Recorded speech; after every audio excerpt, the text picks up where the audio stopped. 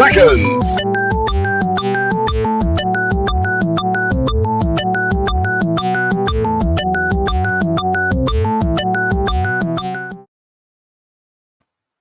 And welcome to issue 7 of Comic Book Spectrum. Welcome to Comic Book Spectrum, a Rising Tide Broadcast Network production. Get ready to explore the world of comics, past, present, and future, with our panelists Eric Hawkins, Brian Rodman, and Clyde Hall. And now here's your host, Brian K. Morris. And good evening, everyone. How the heck are you? Welcome to issue 7 of Comic Book Spectrum. Get the whole set. Check us out on YouTube and on the Rising Tide Broadcast Network page for past editions of this show. Thank you to everyone for your support of this program, by the way. A lot of people are spreading the word about it, and we appreciate every one of you. And thank you to everyone who's watching us, whether it's live or whether it's on the rerun. So we're pleased to have you all here. And, of course, we want to say that we are powered by the Rising Tide Broadcast Network. And that's these wonderful programs here. Entertainment and information 7 days a week on a variety of subjects. Please take a screen capture of that and enjoy. And more goodness coming your way tonight. At 8 p.m., Amy Hale and John Hale will be presenting Creative as Hale with the only Ted Davies of Ted Davies Artistry and the Rising Tide Broadcast Network. Hope you caught his 2 shows this morning on Ted Talks Timepieces and his show with Carl Witzman on cigars. It was really terrific. Then after that is Stupid O'Clock with Joe Dog McKeel and a variety of great panelists where they talk about all kinds of stuff. I can't tell you what they're talking about because they don't know either probably by this time. But anyway, please check that show out. Also want to thank everyone who is our Patreon subscriber. Thanks to these wonderful people, we stay on the air. They are so helpful, but they get stuff in return, all kinds of cool stuff, including a blog entry every week and all kinds of stuff they can download and sneak peeks at my works in progress. So if you want to see what I'm offering, go to www.patreon.com/Brian K. Morris and see. And as always, this episode is brought to you by Plasma Fire Graphics. When the look of your book matters to you, it matters to your customers. Check out what Plasma Fire Graphics can do for you.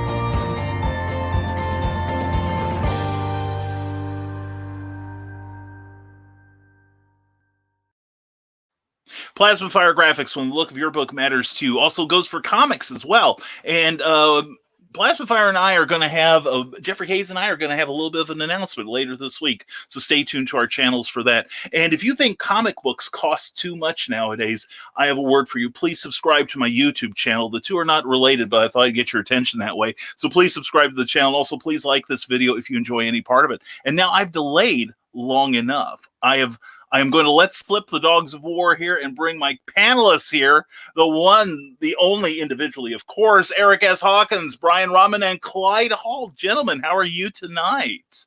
Fantastic, sir. How are you? Spectacular. Okay.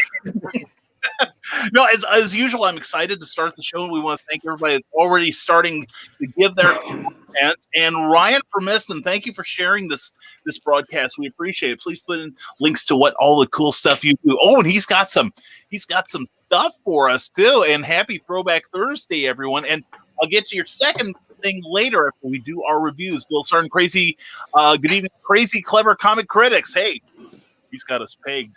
We can't get away with anything. Anyway, please like this video if you enjoy any part of it, and please share it on your social media, all right? And Brian Hawkins is here. Good evening, programs. Good evening to you, sir. Hope you're having a great Thursday evening. And as always, we're going to start with, I think, reviews. I know that these guys have some really cool stuff. Yeah, Eric is trying to look pretty now. Are we live?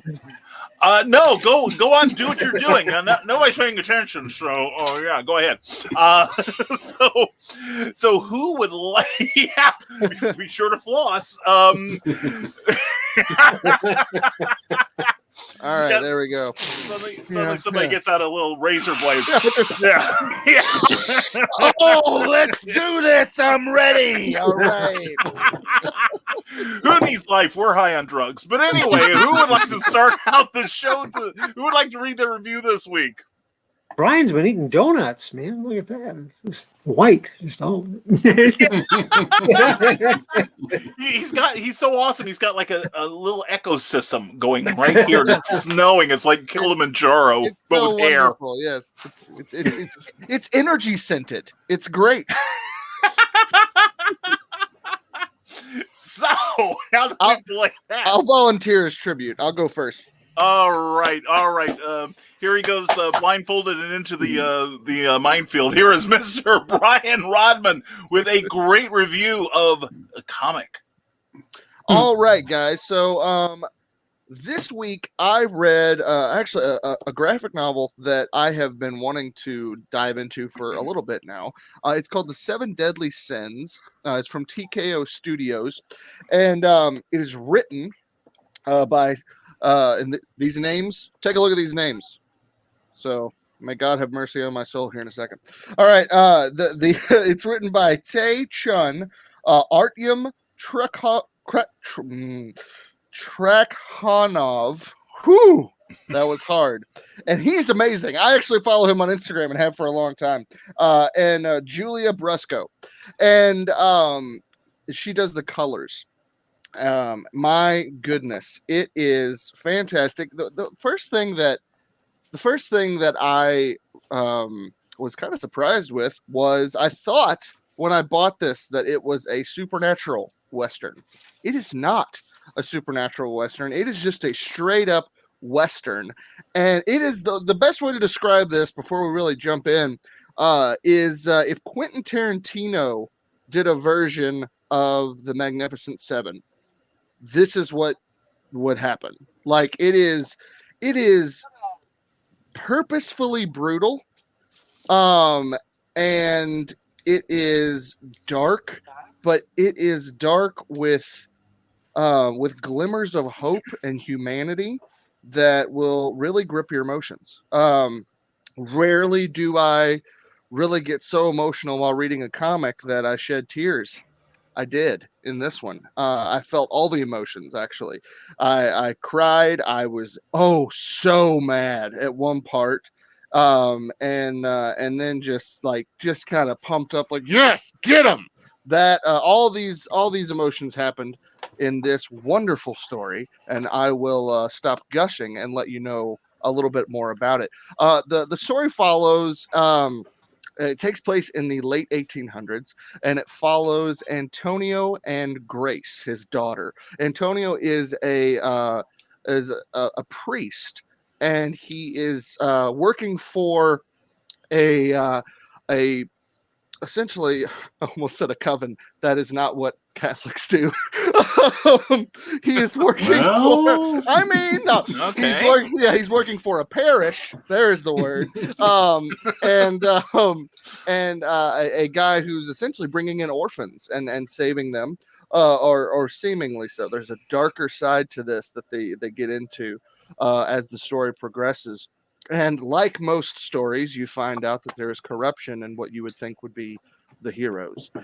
So this priest and his daughter decide to make the wrongs right in some way by gathering 7 outlaws who are brutal, awful, horrible people, but are endearing, and really you come to love them as the story goes on. But at the beginning, they do a great job of introducing these 7 individuals as just awful people, especially one who is kind of the leader.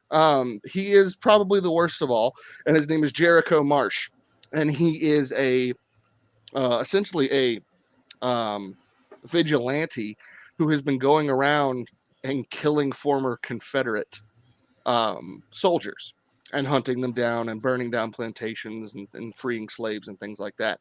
And he has, and you would think that's very, that's very heroic. He's nasty, and he has a reason to be. But he is just wow, a very hard, just gross man at certain points. And so Antonio and his daughter Grace bring these 7 together, and they go into Native American territory to essentially make wrong a right, or make right a wrong that this parish has done to this specific Comanche tribe that has been going around just brutally killing everyone.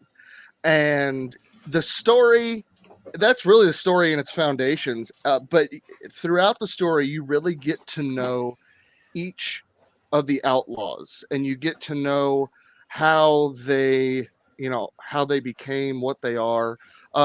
There are a couple, I would say, unfortunately, there are a couple weak points in their backstories. There's still a couple characters at the end that I really wish you knew more about. You just really don't. They're just kind of there. That is literally the only negative thing I have to say about this book, though. Everything else is fleshed out wonderfully. The Jericho Marsh, the main outlaw, has a wonderful character arc, and this is a beautifully character-driven story that I have to give it a 9.5 out of 10, only because, like I said, there are a few of the outlaws that I really wish I would have gotten to know more, and their stories kind of fall flat because they just kind of blend into the background, which I'm sure that was probably what the author's goal was, but I feel like you could have just thrown a few more pages in there and you really would have had a 10 out of 10 story. But regardless of that 0.5, this book has made it in my top 10 comics of all time. I am not really a Western kind of guy. I like some Westerns, but definitely not in comics. This is an odd thing for me. I usually am drawn more towards the fantasy and drawn more towards just the heavy supernatural stuff. And none of that can be found in this book. It is, like I said, very Quentin Tarantino, very brutal, but brutal with purpose and brutal with a heart of gold, that you will fall in love with these characters. And if you're like me, you will feel all of the emotions that I felt while reading this book. It's through TKO Studios. You can get it on their website. They have the graphic novel version, or they have a box set of the 6 issues as well, because the series did finish up. It is a completed story now. And you have the option on their website to get it the box 6, or you can get the box 6 signed as well. So that's pretty cool. And you can absolutely go to your local comic book store.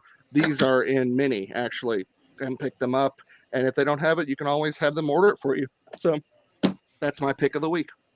Beautiful, beautiful. Now, the way you were stumbling over the creators' names, if you said their names backwards, would they return to the 5th dimension for 90 days? Let's try it, shall we?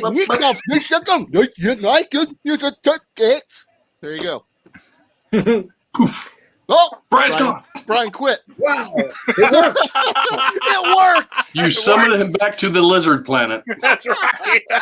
About time. We've been trying to figure out how to do that. I There we know, go. right? God, even I'm getting sick of me. I'm telling you. Now, I found your review really interesting because we don't have a lot of Western comics out there or new stuff a lot.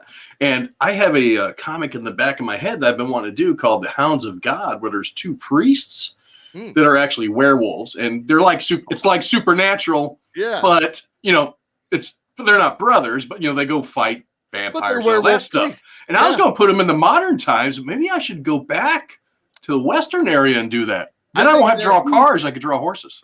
There you go. That's worse for me, but you go ahead. Horses and dragons I really hate. Yeah, I but don't you mind draw dragons. skeletons. The skeleton horses, though, Eric, you love those.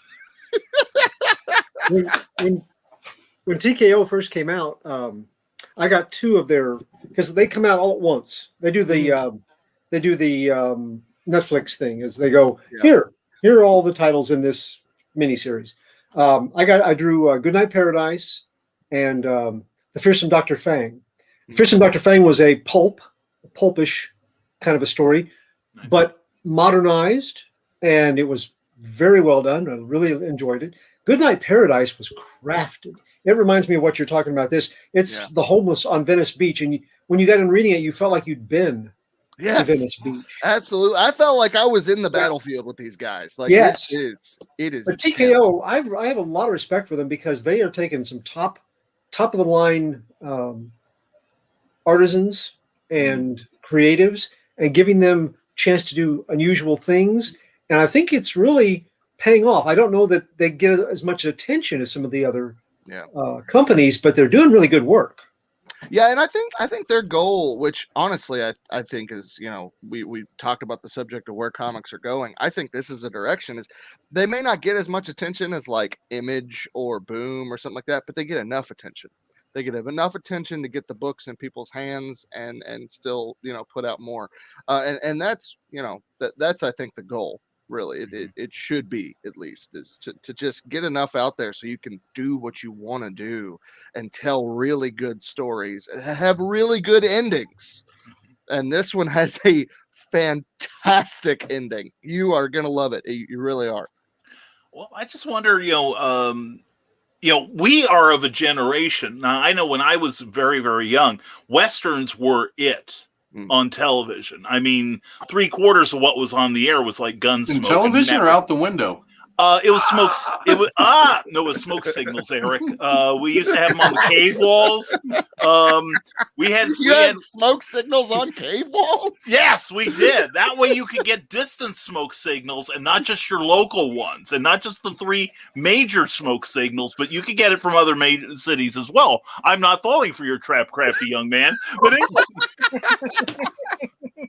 But no, and you guys are the age that you were probably on the very end of that, but still there were a number of westerns in the 70s and 80s. But a lot of syndication like Gunsmoke. Bonanza. Yeah. Lone Ranger, of course. I watched it every morning before I went to school. Oh, yeah. See, I had all that stuff in reruns. I mean, I grew up on the old Lone Ranger show. Because I had all the tapes. So, I loved that show.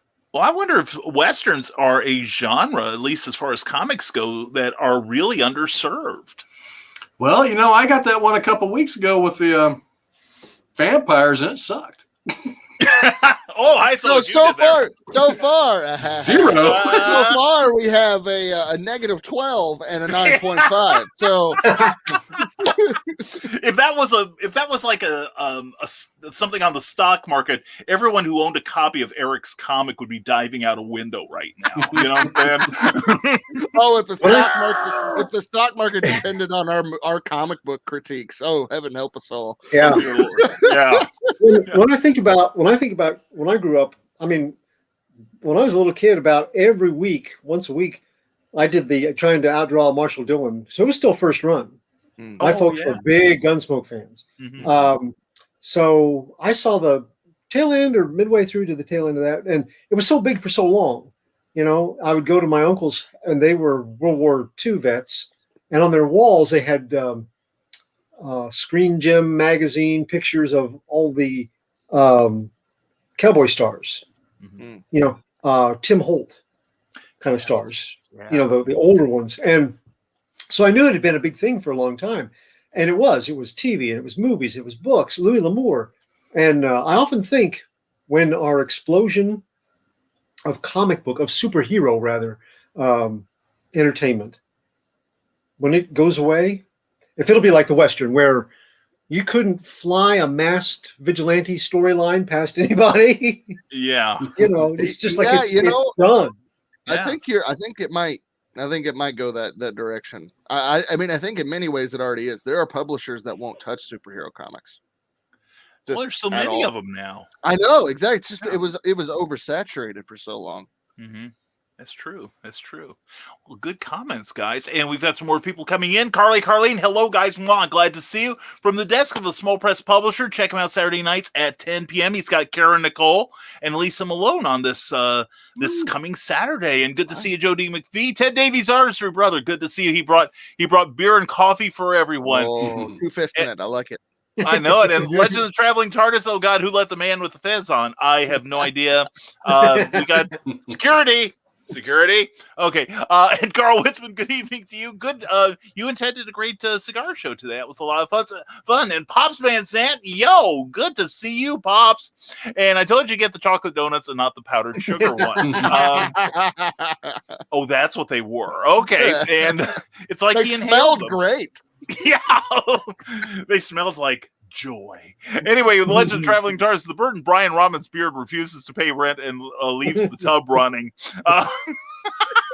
It's really annoying in the morning time when it just loves to sing and sing. It drives my cats crazy. They pounce on my face. It's wonderful. I'm because it's singing alone. bird, bird, bird. Bird is the word. all the Family Guy flashbacks now. There you go. And Legend of Traveling Tar says, I'm Catholic and I don't do what the Catholics do. And Bill Sarton is here to talk to Brian, one of the Brians here, about your car's warranty. I'll buy into that. And are you from Microsoft also? Bill Sarton says we need more good Western comics. I fully agree, because I grew up on a good one. Yeah, I grew up on like Kid Cold Outlaw and Rawhide Kid, Two Gun Kid, and then in the 70s and 80s, I was a huge Jonah Hex fan. And Cindy hi Cindy, good evening, Cindy, glad to have you here. I had that Brokeback Mountain comic, that was pretty good. Oh wait, this is why I can't quit you, Eric. The Ninja Gecko, hello, ladies and gentlemen. Good to see you, the Ninja. And Bill Sarton says, I'd love to see Marvel resurrect the Knight Rider Western comic from the 70s. We wouldn't have a Ghost Rider without Knight Rider. Yeah. And if you go online, you can also find the original Ghost Rider from Magazine Enterprises at places like, oh God, I blanked down the name, but it's a site that does nothing but public domain comics, so it's worth checking out. And not a supernatural Western, so no skeleton horses. They're just gonna follow you around, Eric. That's all it is. Yeah, we're trying to broaden everyone's horizons. We have to get Eric's. Horse skeleton horse right there. Yeah. If we're gonna do supernatural, it's got to be DC had a character. El Diablo. Yes. Remember him? Oh, yes. I thought he was very atmospheric. He didn't get much press or didn't get a lot of adventures, but I really liked him. That's a good. I remember that now. That was a terrific strip. He was like comatose. He was in a wheelchair and couldn't move, but then at night he could. Yeah, it was really cool. Yeah, beautiful artwork. The early episodes were by Gray Morrow. Yes. Gorgeous stuff. Oh, speaking of artwork, I do really quick want to show everyone. Let's get a non-violent page. Yeah, please. Kind of hard to find. Here we go. So this is what the let me give you the screen here, buddy. Here we go. This is what the line art and the colors look like. That's very nice. Very stylized, and it captures the that's Jericho Marsh. That's the main outlaw.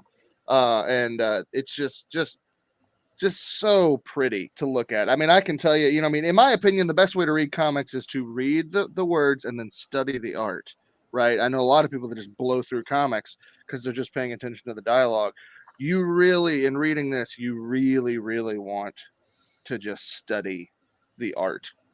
Because it adds to it, and it's just gorgeous. And the color palette, I mean, and a lot of whenever we go into each outlaw's background, you'll see this is like all green, and like the colors, they're very intentional, very well done. So I just wanted to give you a peek at the artwork as well. Nice, sweet. Yeah, that is sweet. Very, very European. Mm-hmm. Reminds me a lot of like Lucky Luke and some of those things from heavy metal back in the 70s. Oh, yeah. And Joe Dog McKeel, glad to see you here. 4 likes achieved. Thank you very much.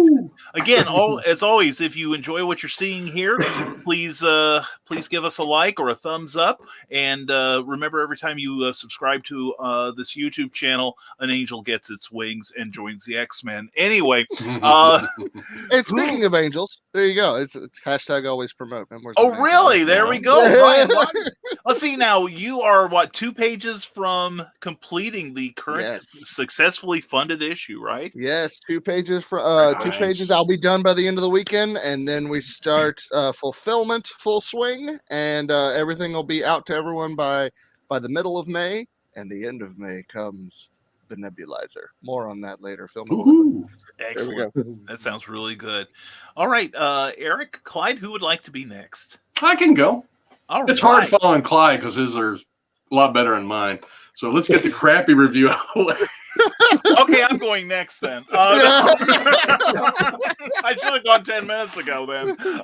No, we'll go with Eric, and we will end with Clyde Hall tonight because his reviews are so worth waiting for. Indeed. Yes. Thank you. Definitely. So, Eric? I am not reviewing this until backers get it. Are you just going to throw it across the room every week?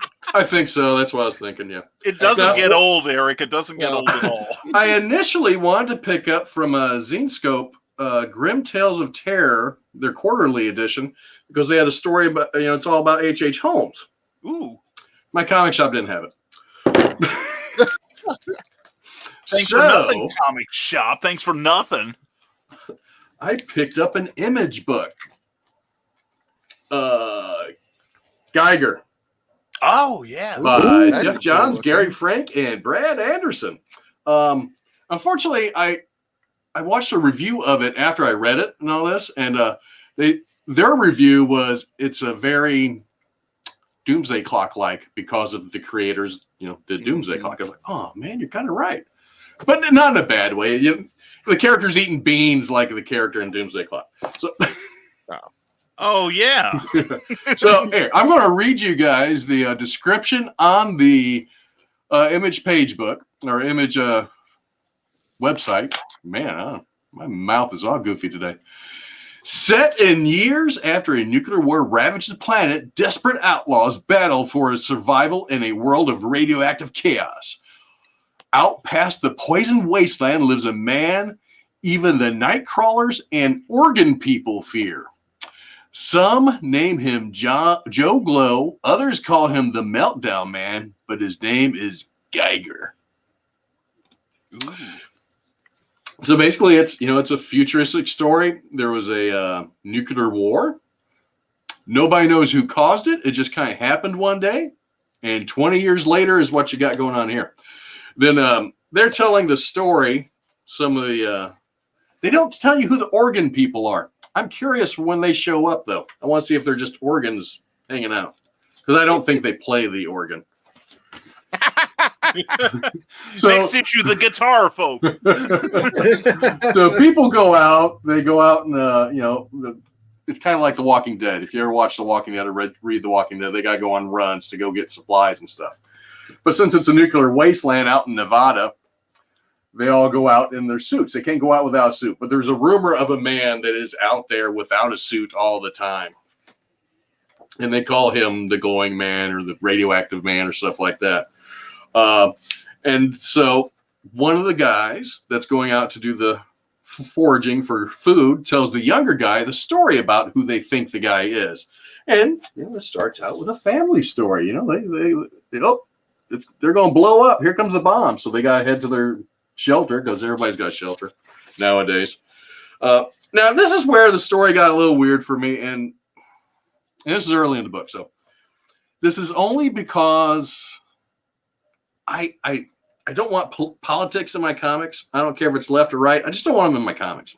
If you want to put underlying tones that make me think about something, that's cool. But I don't like them just thrown right at you. And there's just one little thing I'm like, oh, that's you didn't need to put that in there. I mean, it's kind of funny, but you shouldn't have put that in there. Skip that. And I'm going to show what that is and see if everybody can figure it out. But so this is Geiger. This is his wife and his daughter and his son. So you look at Geiger. I don't know what he is. I don't know if he's white, he's Mexican, black, or anything like that. So I have no idea. But on the next page, the dog's running away from the shelter. So he's got to go out and get the dog. And when he goes out and gets the dog, comes back, he gets shot in the leg by his neighbors. Now, does anyone recognize that photo? Yep. Oh, wow. Yeah. Whoa. And sorry, neighbor, but we're taking that shelter. Probably his people that started this. I can't tell what they mean by his people. Yeah. So I don't know if maybe the colorist got the color wrong or they just didn't draw it right. But that's just it. I didn't care for that. I mean, skip that. Do something else. But the rest of the book, I really did like the story. Yeah, of course, it's an ongoing series, and these are new characters by Johns and Frank. It's their first foray into creator-owned comics. And then after that, they jump 20 years in the future, and that's where they go out, more people going out looking for stuff. And there's some weird stuff in the end, too. I'll get to that real quick. So Geiger's outside when the bomb blows. But apparently somehow he survives, and he is the glowing man, or the Geiger. Now here he is again. So maybe he is a person of color. I really can't tell. But I think they're missing something. I don't know. I'm disconnected from the art in that part of it, but I don't know what it is. But the story's really cool though. So he's missing his family. He can't go back down to get his family because it's too dangerous up top.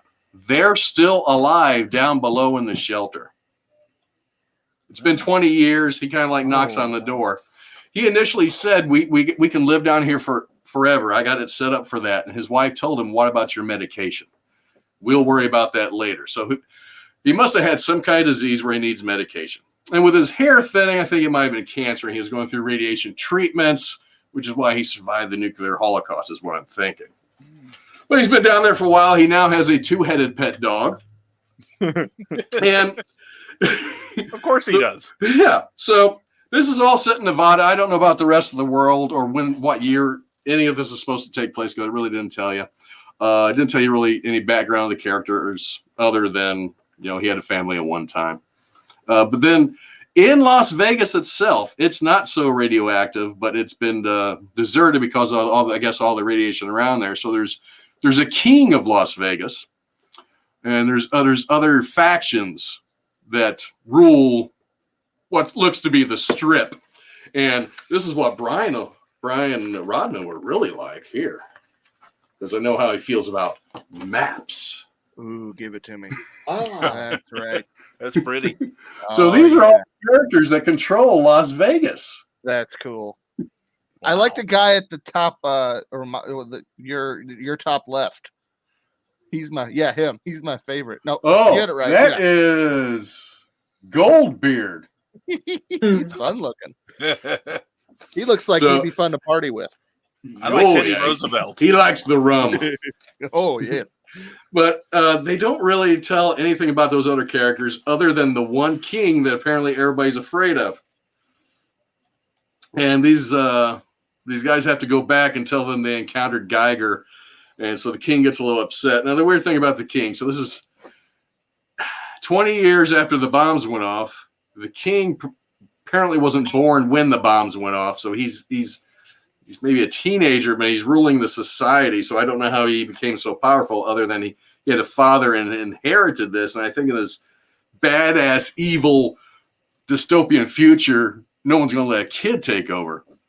But other than stuff like that, I really enjoyed it. And Gary Frank's artwork is always good. I will show you the Geiger in here. There we go. Oh, that's so cool. So he's cool. Yeah, he's got a little Ghost Rider vibe going on, and he looks kind of like that main villain from Batman Beyond. Yeah, yeah, or one of the ones from Scooby Doo. I remember one looking like that in Scooby Doo. And he'd have gotten away with this apocalypse if it weren't for you pesky kids. Exactly. Now, there's one other thing I'm going to show you. 2 more things, actually. Okay. This is one of the variant covers by Eric Larson. They had a blank sketch cover, and I usually try to grab blank sketch covers anytime I can. If they're characters I know, I don't know who he is, so I left it. But in one of the broadcasts when the bombs are getting ready to drop and they're taking the family out to the shelter, they talk about a local comic artist or Kansas City comic artist dying that day or something like that. And it's kind of cool because on the back cover, they did a little comic of the guy that died. This is supposedly his characters in his little comic strip, Junkyard Joe, by Maury Muddy Davis. I thought that was just kind of neat. And I picked this up because it looked like a classic Marvel cover, of course. Mm-hmm. As far as books go, I liked it. The little things that bugged me, but they won't bug everybody. They just bugged me a little bit, and I thought it was just, be a little better than that. Because I don't put that stuff in my books. I don't really want to see a lot of it. Because I don't care what everybody's politics are. I don't really. They didn't even try to hide it either. No. And I went through that and I came back to it. I was like, wait a minute. I live in just across the river from St. Louis. So I know I've seen that picture. Yeah. So I'm giving it actually an 8. This is probably one of my higher scores. But I think it's got potential to grow the character. Hopefully it will. I mean, I'd like to pick up more of it. I mean, since we started the show, and I can't believe we're on episode or issue number 7 already. I saw the title when we launched. I mean, we're just like 3 weeks away from 10. Pate. Oh, yeah.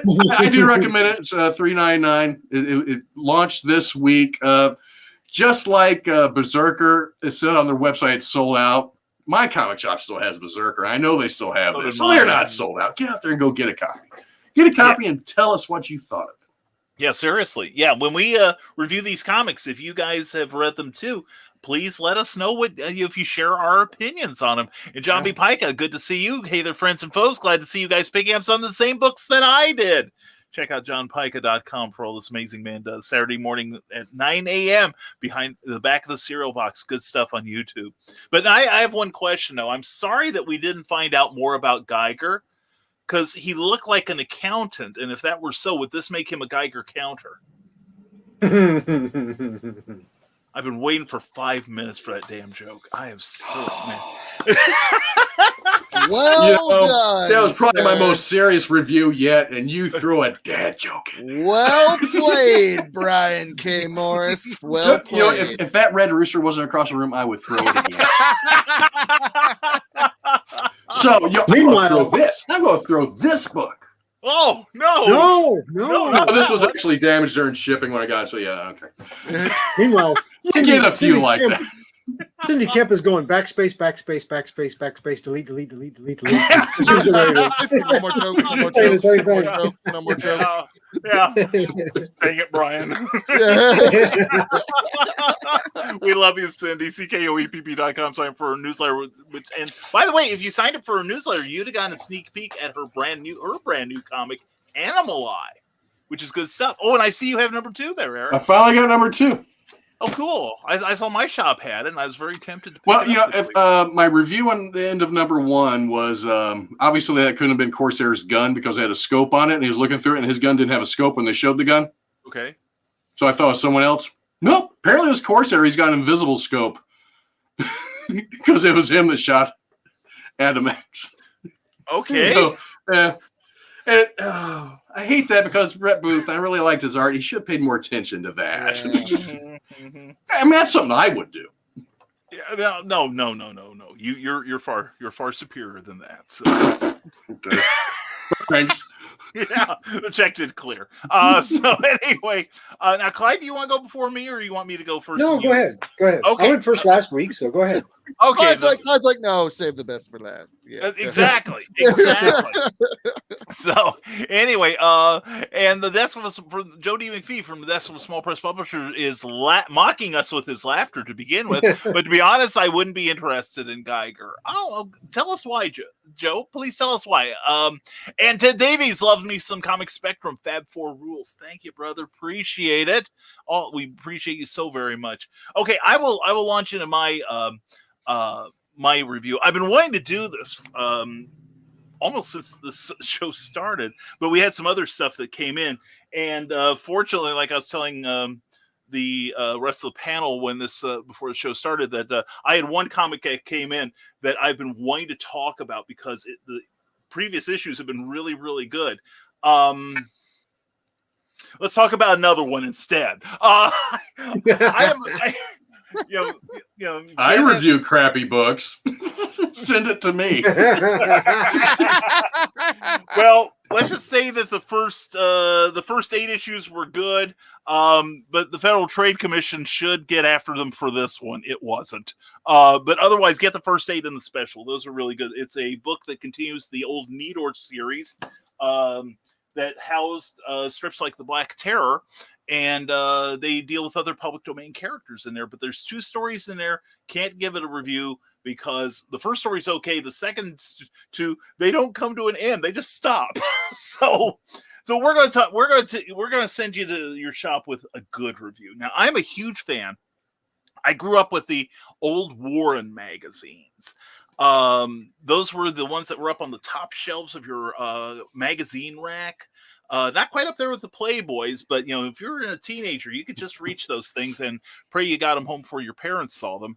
But anyway, the original Warren magazines, such as Creepy, Eerie, Vampirella, 1984, had a variety of great talents working for him, such as Archie Goodwin, Steve Ditko, Alex Toth, Carmine Infantino, Neil Adams, Denny O'Neil, Steve Skates, and some wonderful people that launched their worldwide careers. They're like Ken Kelly, Nick Cuddy, and some guy named Frank Frazetta used to do a lot of covers for him. So anyway, Rich Sala is a fan of those old magazines too. And about 4 years ago or so, he started his own line of magazines called Warrant. Get it? Just like the rock group, but it sounds like Warren. Get it? Anyway, and what he did was he started a magazine called, instead of Creepy, it's called The Creeps, because that's just what this book will give you. And they are very short. It's a very short story anthology. Every issue, it's a bi-monthly magazine. And one thing that's cool about it is that they actually have some of the creators who worked on the original Warren books, such as Ken Kelly, who is, I think, Frank Frazetta's nephew or something like that. And also Don Glut, who contributed to the early books. He's also in here. And the late Nicola Cuddy, who co-created E-Man, contributed in a number of stories. But anyway, the stories are really good. And I got to give a shout out to my buddy Lou Mosion, who is in here. He's a regular contributor too. And the stories, the artwork is, a lot of it ranges from like really, really clean to stuff that reminds you of, let me find it one, like this one here, that's evocative of like Luis Gonzalez or Jose Gonzalez, who did Vampirella, and a lot of the Spanish artists that Warren used at one point or another. But the stories are all quite good. They even have, as a nod to the old one, the Creeps fan club, just like the Uncle Creepy fan club back in the day. And it's just a really good magazine. It's a lot of variety to it. And they also have a companion magazine that's a takeoff of Vampirella, but it's called Vampirus Carmilla. And it's the same format, same type of O. Henry type twists at the end. Also, I think this is also bi-monthly too. And issue 2 just came out, and issue 3 it's available for pre-order. Make sure your comic shop gets copies for you. And it's again, it's a lot of the same people that did the previous ones. In fact, even the contents pages are laid out just like the old Warren magazines. And so, as a fan of, like I said, and this one's by San Julian, who was another cover artist for Warren magazine way back when. This really does a great job of capturing the flavor of the old the ECs and the early, like House, or not early, but like the House of Mystery, House of Secrets books from DC. Just Chamber of Chills from Marvel. This is just some really good storytelling, really good writing, beautiful art. And I think it's well worth your money. I would give this, I would say probably a 9.0 at least, 9.5 most issues. But this one is definitely worth picking up. In fact, both of these are, if you're any sort of fan of horror whatsoever. And as far as exciting comics, wait for the next issue. It's sure to be better. It's got to be. Anyway, so that's my review. And we'll go back to the comments here real fast. Then we'll get to our star reviewer here, Mr. Clyde Hall. No pressure, no pressure. And from the desk of a small press publisher, just seen too many comics like it. For example, Nuclear Family is more interesting, and Geiger just seems too similar. That could be. Yeah, when I opened it up, and that's my next reply down, I was like, wait a minute, I just read a nuclear holocaust. Yeah. A theme begins to emerge. Yeah. And John B. Pica says, I haven't been into exciting comics at all. I picked up issue number 1. It fell so flat for me that I never picked up another issue. They've had some really good ones. There was one by a friend of mine, Bill Williams. It was like a 4-page Mary Marvel pastiche. That was beautiful. And hello, Teresa Dunn. Mwah, glad to see you. And John B. Pica, The Creeps. Oh, yeah, brother. And Eric Hawkins. Eric, yeah, take some lessons from this guy. From this small press publisher. Yes, I agree. I was getting that vibe when I started reading it. So anyway, thank you. Keep the comments coming. We love to see them. We love to get your feedback. Anyone else remember Warren or Skywald? Skywald. I loved the old Skywald stuff. Hellrider from Skywald. Yes. I never got a copy of it. I wanted to because they kept promoting it in the books, and I was like, that looks. And then all of a sudden, Ghost Rider came out. Oddly enough, Gary Friedrich, strikes again with kind of a spin-off character. And then I've kind of forgot about him over time. But my question about The Creeps is the first Vampirella I got as a kid, which some of the Warren stuff kids didn't need. And I certainly didn't, because I got to see Neil Adams and Wallace Wood and some people doing artwork that I'd never seen them do. I didn't understand that a magazine didn't have to have the comic book code. Yeah. But they did, apparently, because there were some scenes in some of these stories, nothing terribly bad by today's standards, but back then it was like, wow.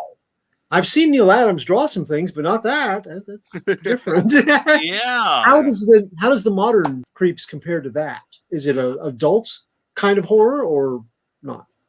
I would say it's very mature horror, but not in the way of like you're going to see like naughty bits or anything, and you're not going to see like excessive gore. There's we lost Eric with that. Like naughty bits. as do we all, Eric. As do we all. Kibbles and bits and bits and bits. Kibbles and bits. Oh, that's the quote of the show right there. Right there.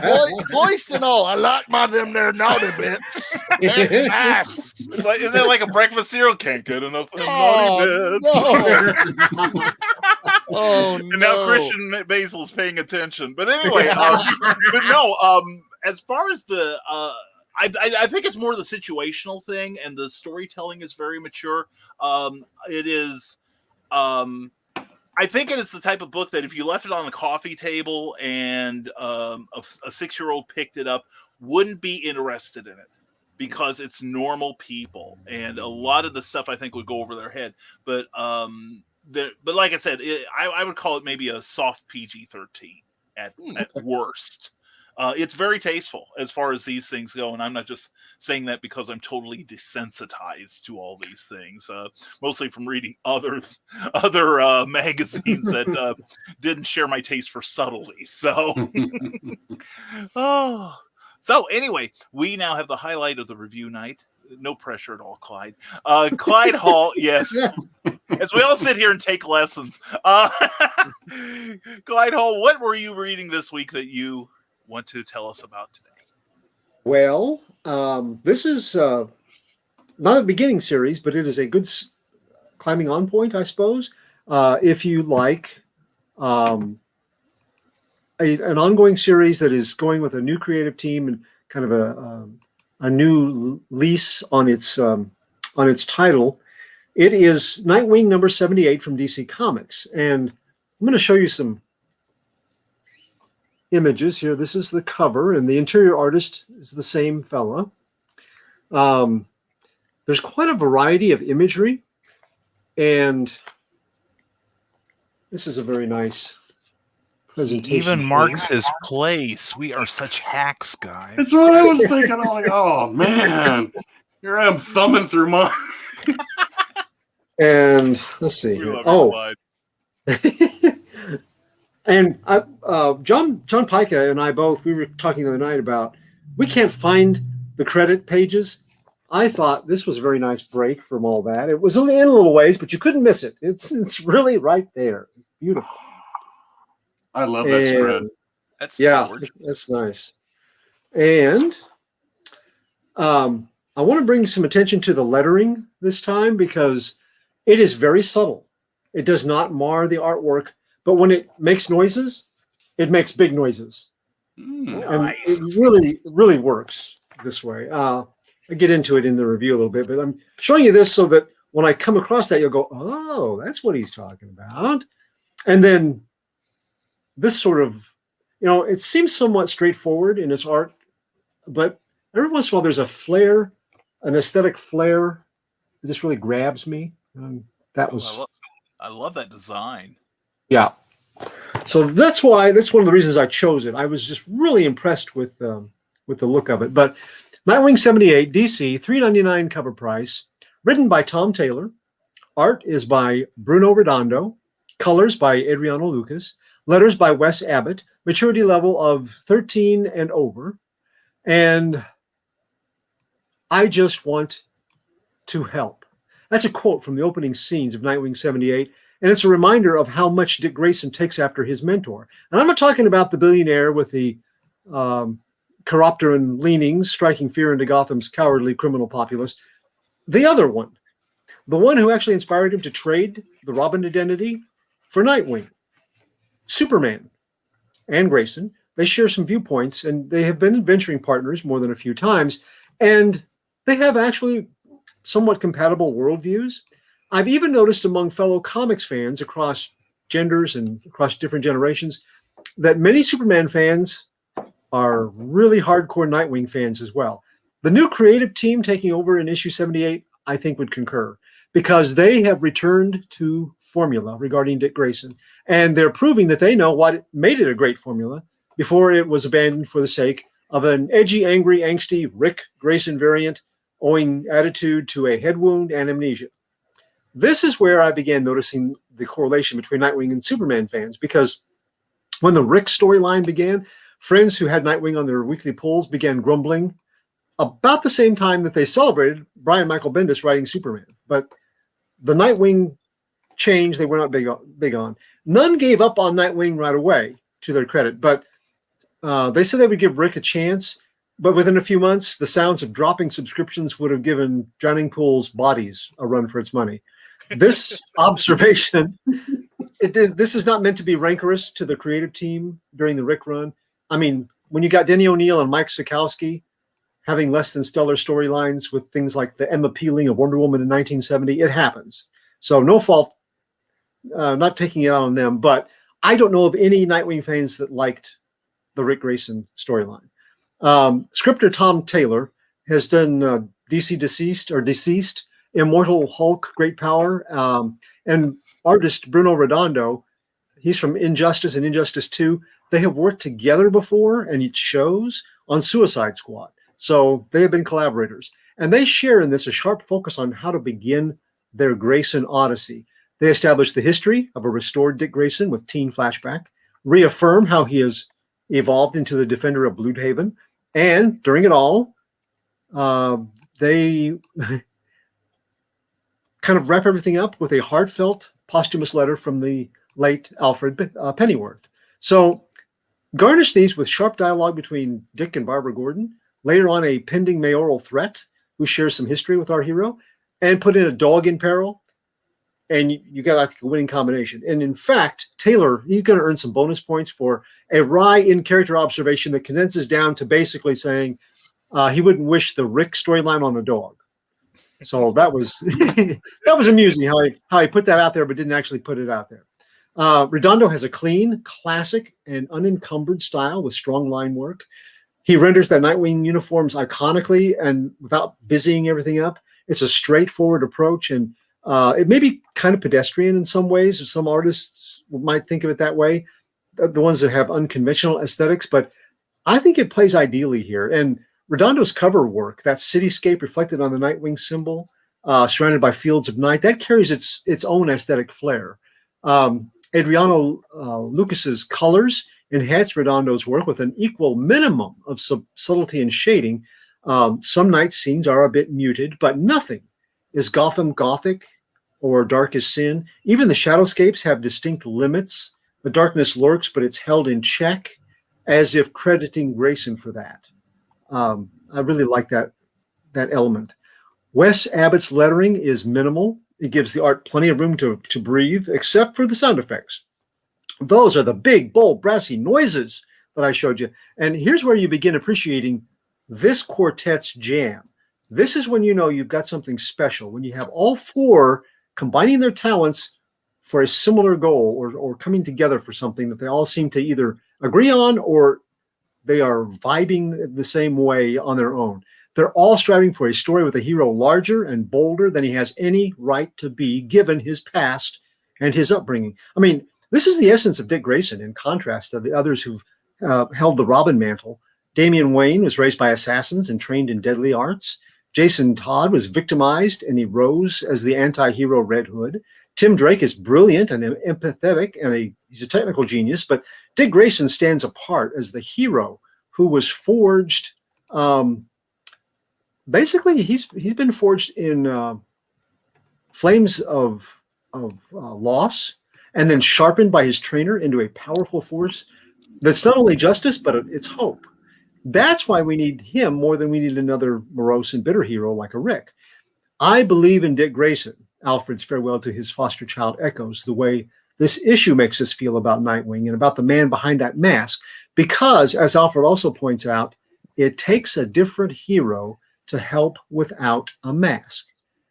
Alfred got it. He gets Dick Grayson, and so does this new creative team. So my score on this issue for a new era on our hero Nightwing with number 78 is 8.5 out of 10. Ooh, wow. Nice. Nice. Very cool. Yeah, I've always, Dick Grayson has always been my favorite Robin. Second, only, second place is Tim Drake, just because he's so smart. That's the Robin I grew up on, Oh, yeah. But my goodness, Dick Grayson, I love his character. He is Batman, but a little more witty and a little more happy. And that's why I love him so much. Yeah, I've always loved Dick too.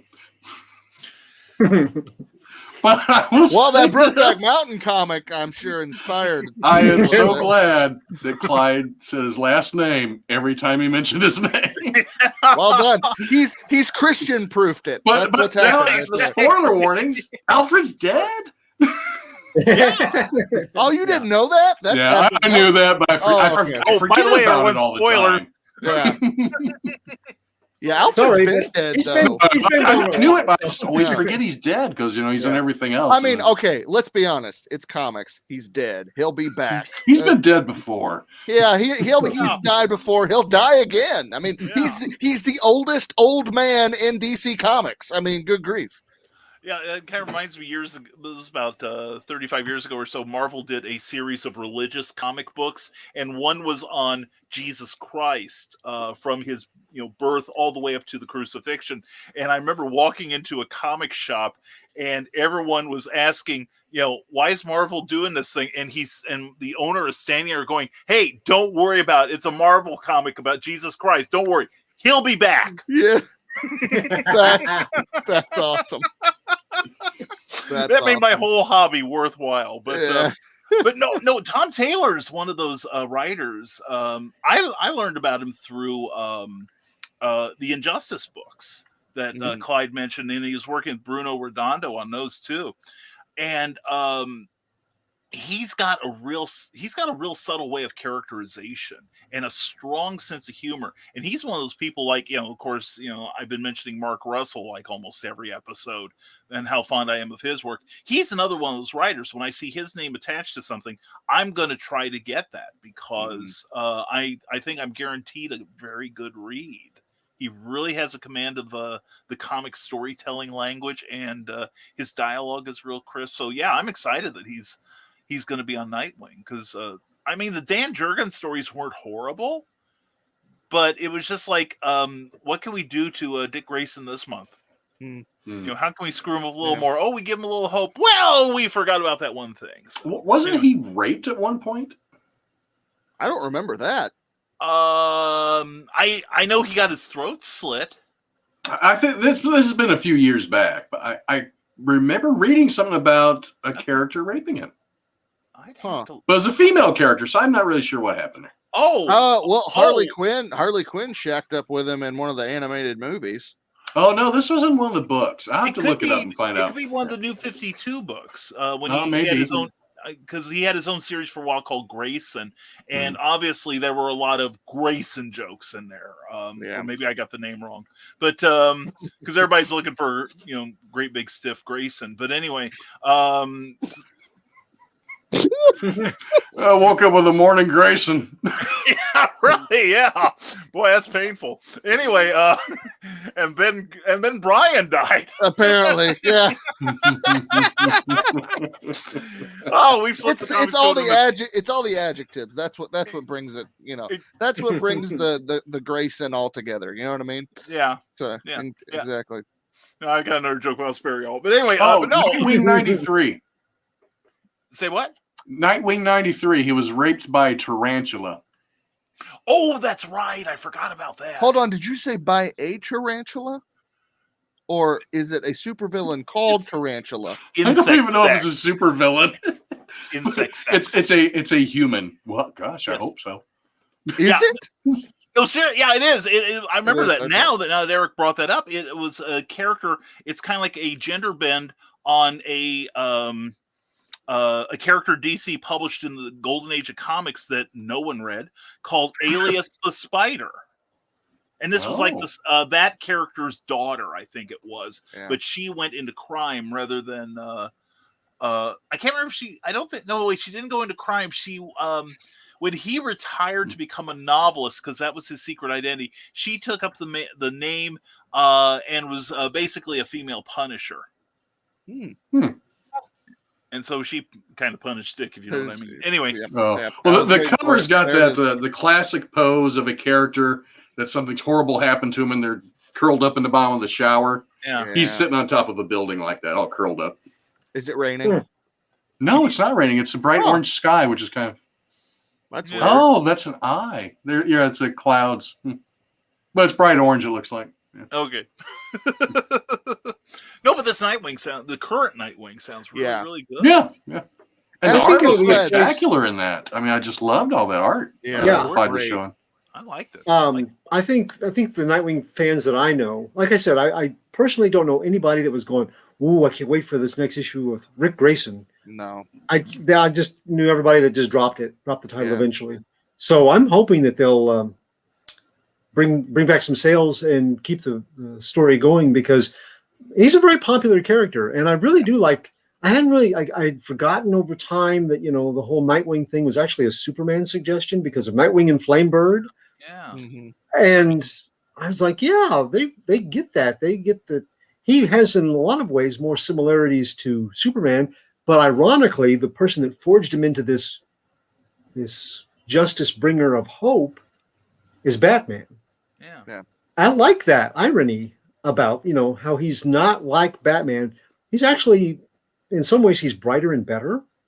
And I think he brings that to Bloodhaven in the way that they do him here. It's a very positive kind of feel to it. And now I know a lot of people, they don't always want a positive hero. They want somebody that's a little shady and a little gray. But in a place near Gotham like Bloodhaven, I like the contrast here. So now that's one thing that the recent comics by Dan Jurgens did that I think helped us all, though. They cleared up the pronunciation of Bloodhaven.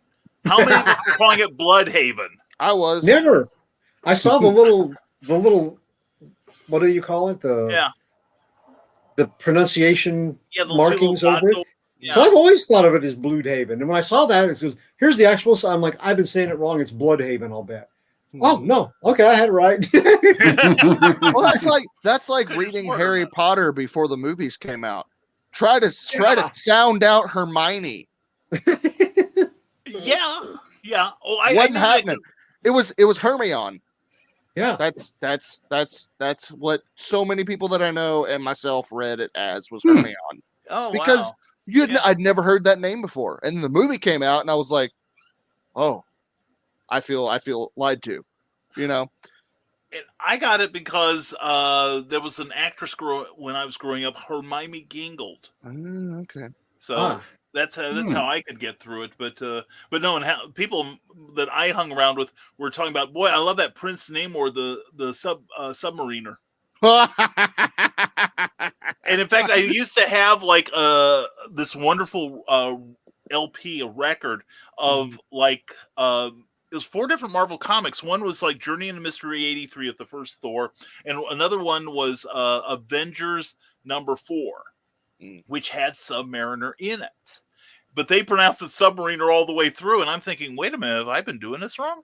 Yeah. And then I saw interviews, and then I started reading the comic, and especially when Roy Thomas took over, he always had one idiot in there go, "Hey, look, it's the Submariner," and it's like, "No, I'm the Submariner, you idiot," sort of thing. Of course, that is something I'd love to get those records again, because instead of like when they'd have a sound effect from the comic, instead of like an explosion going like you'd hear. In like most audio adventures, it would be like boom. Somebody would yell the word and put a big vibrato excellent. Oh my gosh! Yeah, and you're sitting there following along, and then all of a sudden, boom! What in the hell? Budget cuts will get you every time. Couldn't afford a real explosion. Yeah, I think that Power Records. Power Records presents. Yes. Power Records presents, but not very well. Exactly.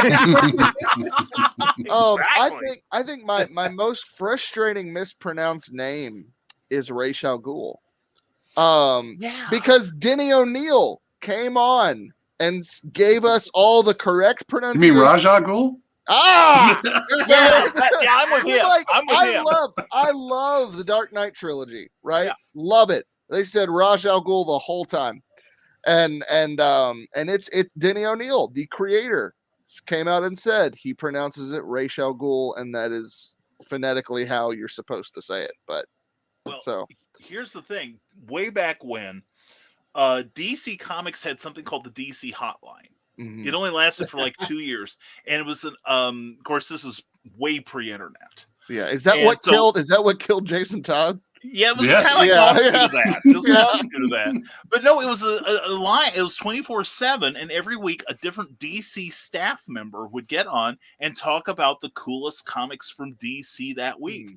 And I remember Denny O'Neil was one of them, and he said, "Well, be sure to read my great story about Ra's al Ghul." And I thought, okay, because I've been calling it Ra's al Ghul up until that point, and then he's like, Ra's, and then all of a sudden, Denny's pulled a switch on us because I heard him say that. I met him one time and he's like Ra's al Ghul, and I'm like, Denny, are you sure? Are you having a stroke? Okay? Yeah. I always go if the original creator says it's this way. I'm like, okay, well, it's kind of hard to argue with the person that created it, but if you're switching it up, I don't know what to tell you. The one I had trouble with, and it's just because I was young and basically illiterate, was Rogue from the X-Men comics.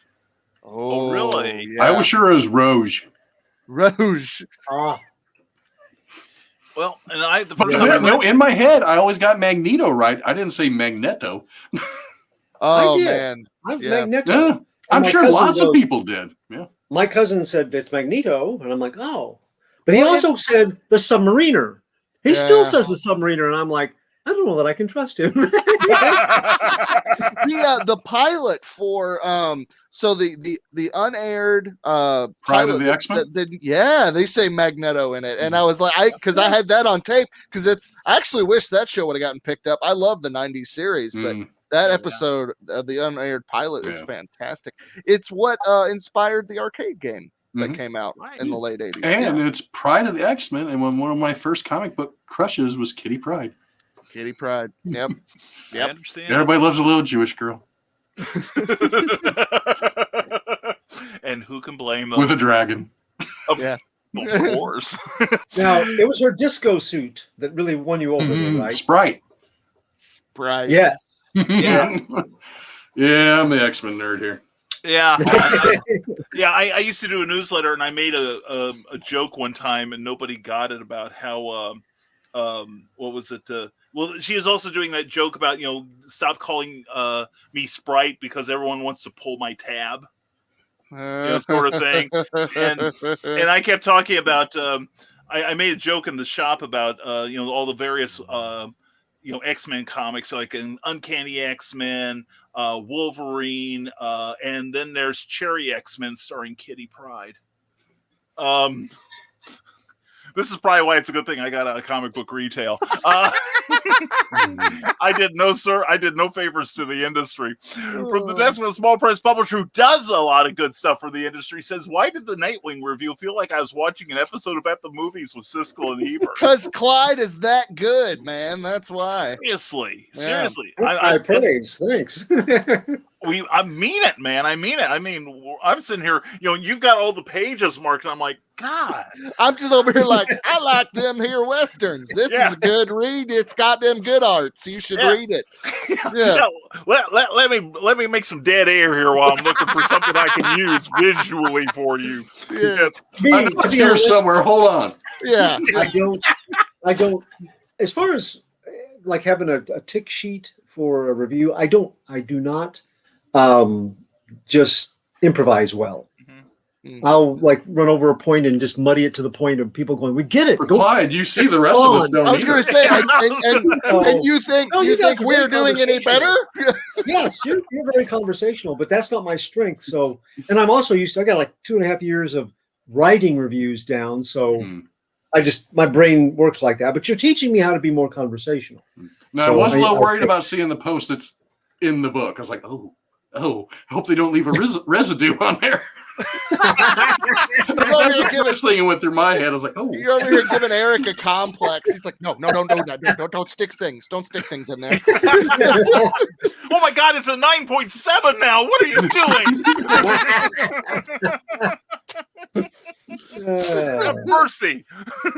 And William Quinton, glad to see you. What's up, everyone? Not much. We were talking about Dick Grayson earlier, but that's about it. And John Celestri, good to see you. A great animator, and his brand new comic is coming out any day now. I had already the Rime of the Ancient Mariner before I found my first Submariner comic, so I knew how to pronounce Namor's book title. I hadn't been exposed to that though. I didn't see Coleridge's poem until I was in my early teens.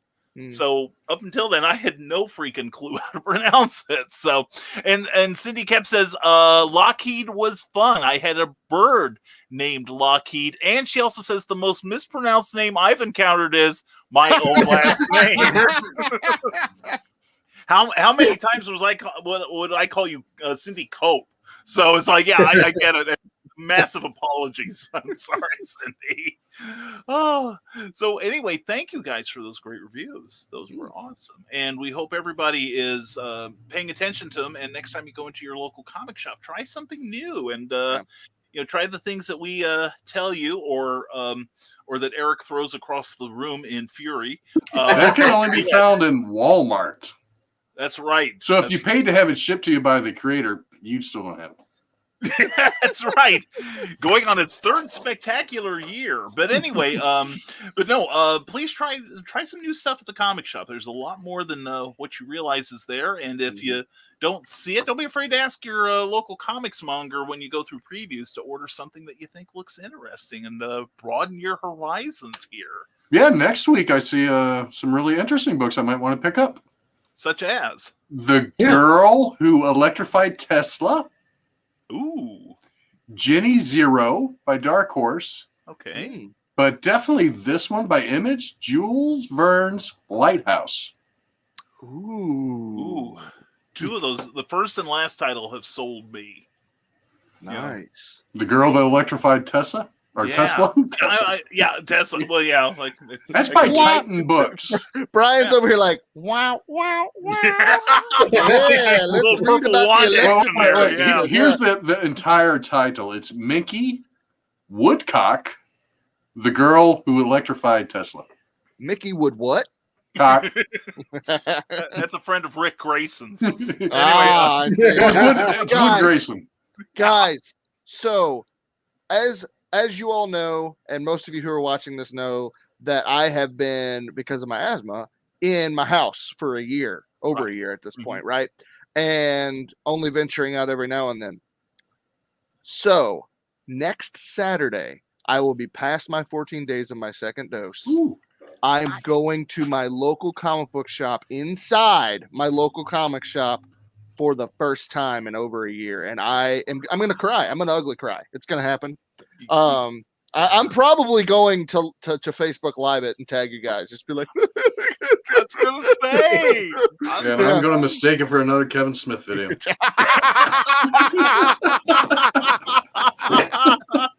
Here's Kevin crying again. Yeah, good God, he cries more than Johnny Ray. But oh no, I think it's a super idea to please broadcast that. I think that'd be fun. I will. Because I mean, my shop has remained open. And shout out to Blue Moon of Lafayette, Indiana. But we wear masks and everything in there, and everybody's been really good about it. But I know that there are some people don't have either the hardy constitution that I do, or the tendency towards self-harm that I do, that we brave it anyway. So I have been in Brian's boat of having to be housebound pretty much, except for pickups. And so the comic book shop that has been providing such things as the Nightwing issue for me, that is a new shop that has opened during the pandemic called Colossus Comics and Games in Mount Vernon, Illinois. And they have managed to do curbside for me so that I could get some things like this. I've never been inside. And when I get my second shot and go the 14 days for it to all kick in, I'm going to actually get to go in and see them and talk to them directly. And I'm really looking forward. So I feel your pain. I want to see the preview of you going into your shop, and then I'll know what to expect going into mine. Exactly. It'll be the Kevin Smith crying video. I just won't be high. That'll be the only difference. I'll be high. I'll be high on the comic book smell that I walk in. You'll be high on albuterol. That's every day. Come on. Before I do any live show, I'm over here hitting it up. All right, let's go. Yeah. And there will be two guys on the outside. What happened? There'll be two guys on the outside of the comic book shop doing like hip hop music and playing loud stuff on their stereo and smoking J's and there you go. And I'll just show this up here. This is going to be my promo mug during the nebulizer days. There you go. Hashtag asthma. That's going to be my mug for the whole campaign when it's running. And I want to talk to your comic monger before you go in, Brian, because I want the first thing you hear from him to be, "I'm not even supposed to be here today."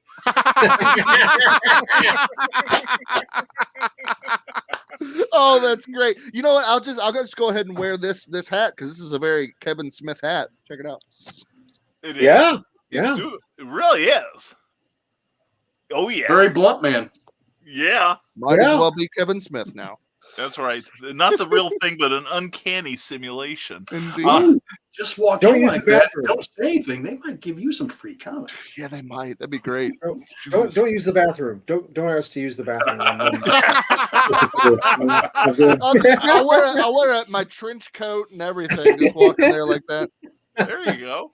My hair's long enough so that I'll just I'll go ahead and just let it dangle in the back. And I already read says John Silvestri. And Brian Hawkins says, "I learned my pronunciation of Ra's al Ghul, or however you care to say it, on the animated series. Then the Dark Knight trilogy came out, and I was like, have I been pronouncing it wrong all this time?" Apparently, according to Denny O'Neil, it doesn't matter how you say it, which now makes me feel bad for just telling everybody they're wrong. Well, Qui-Gon would know how to pronounce his own name.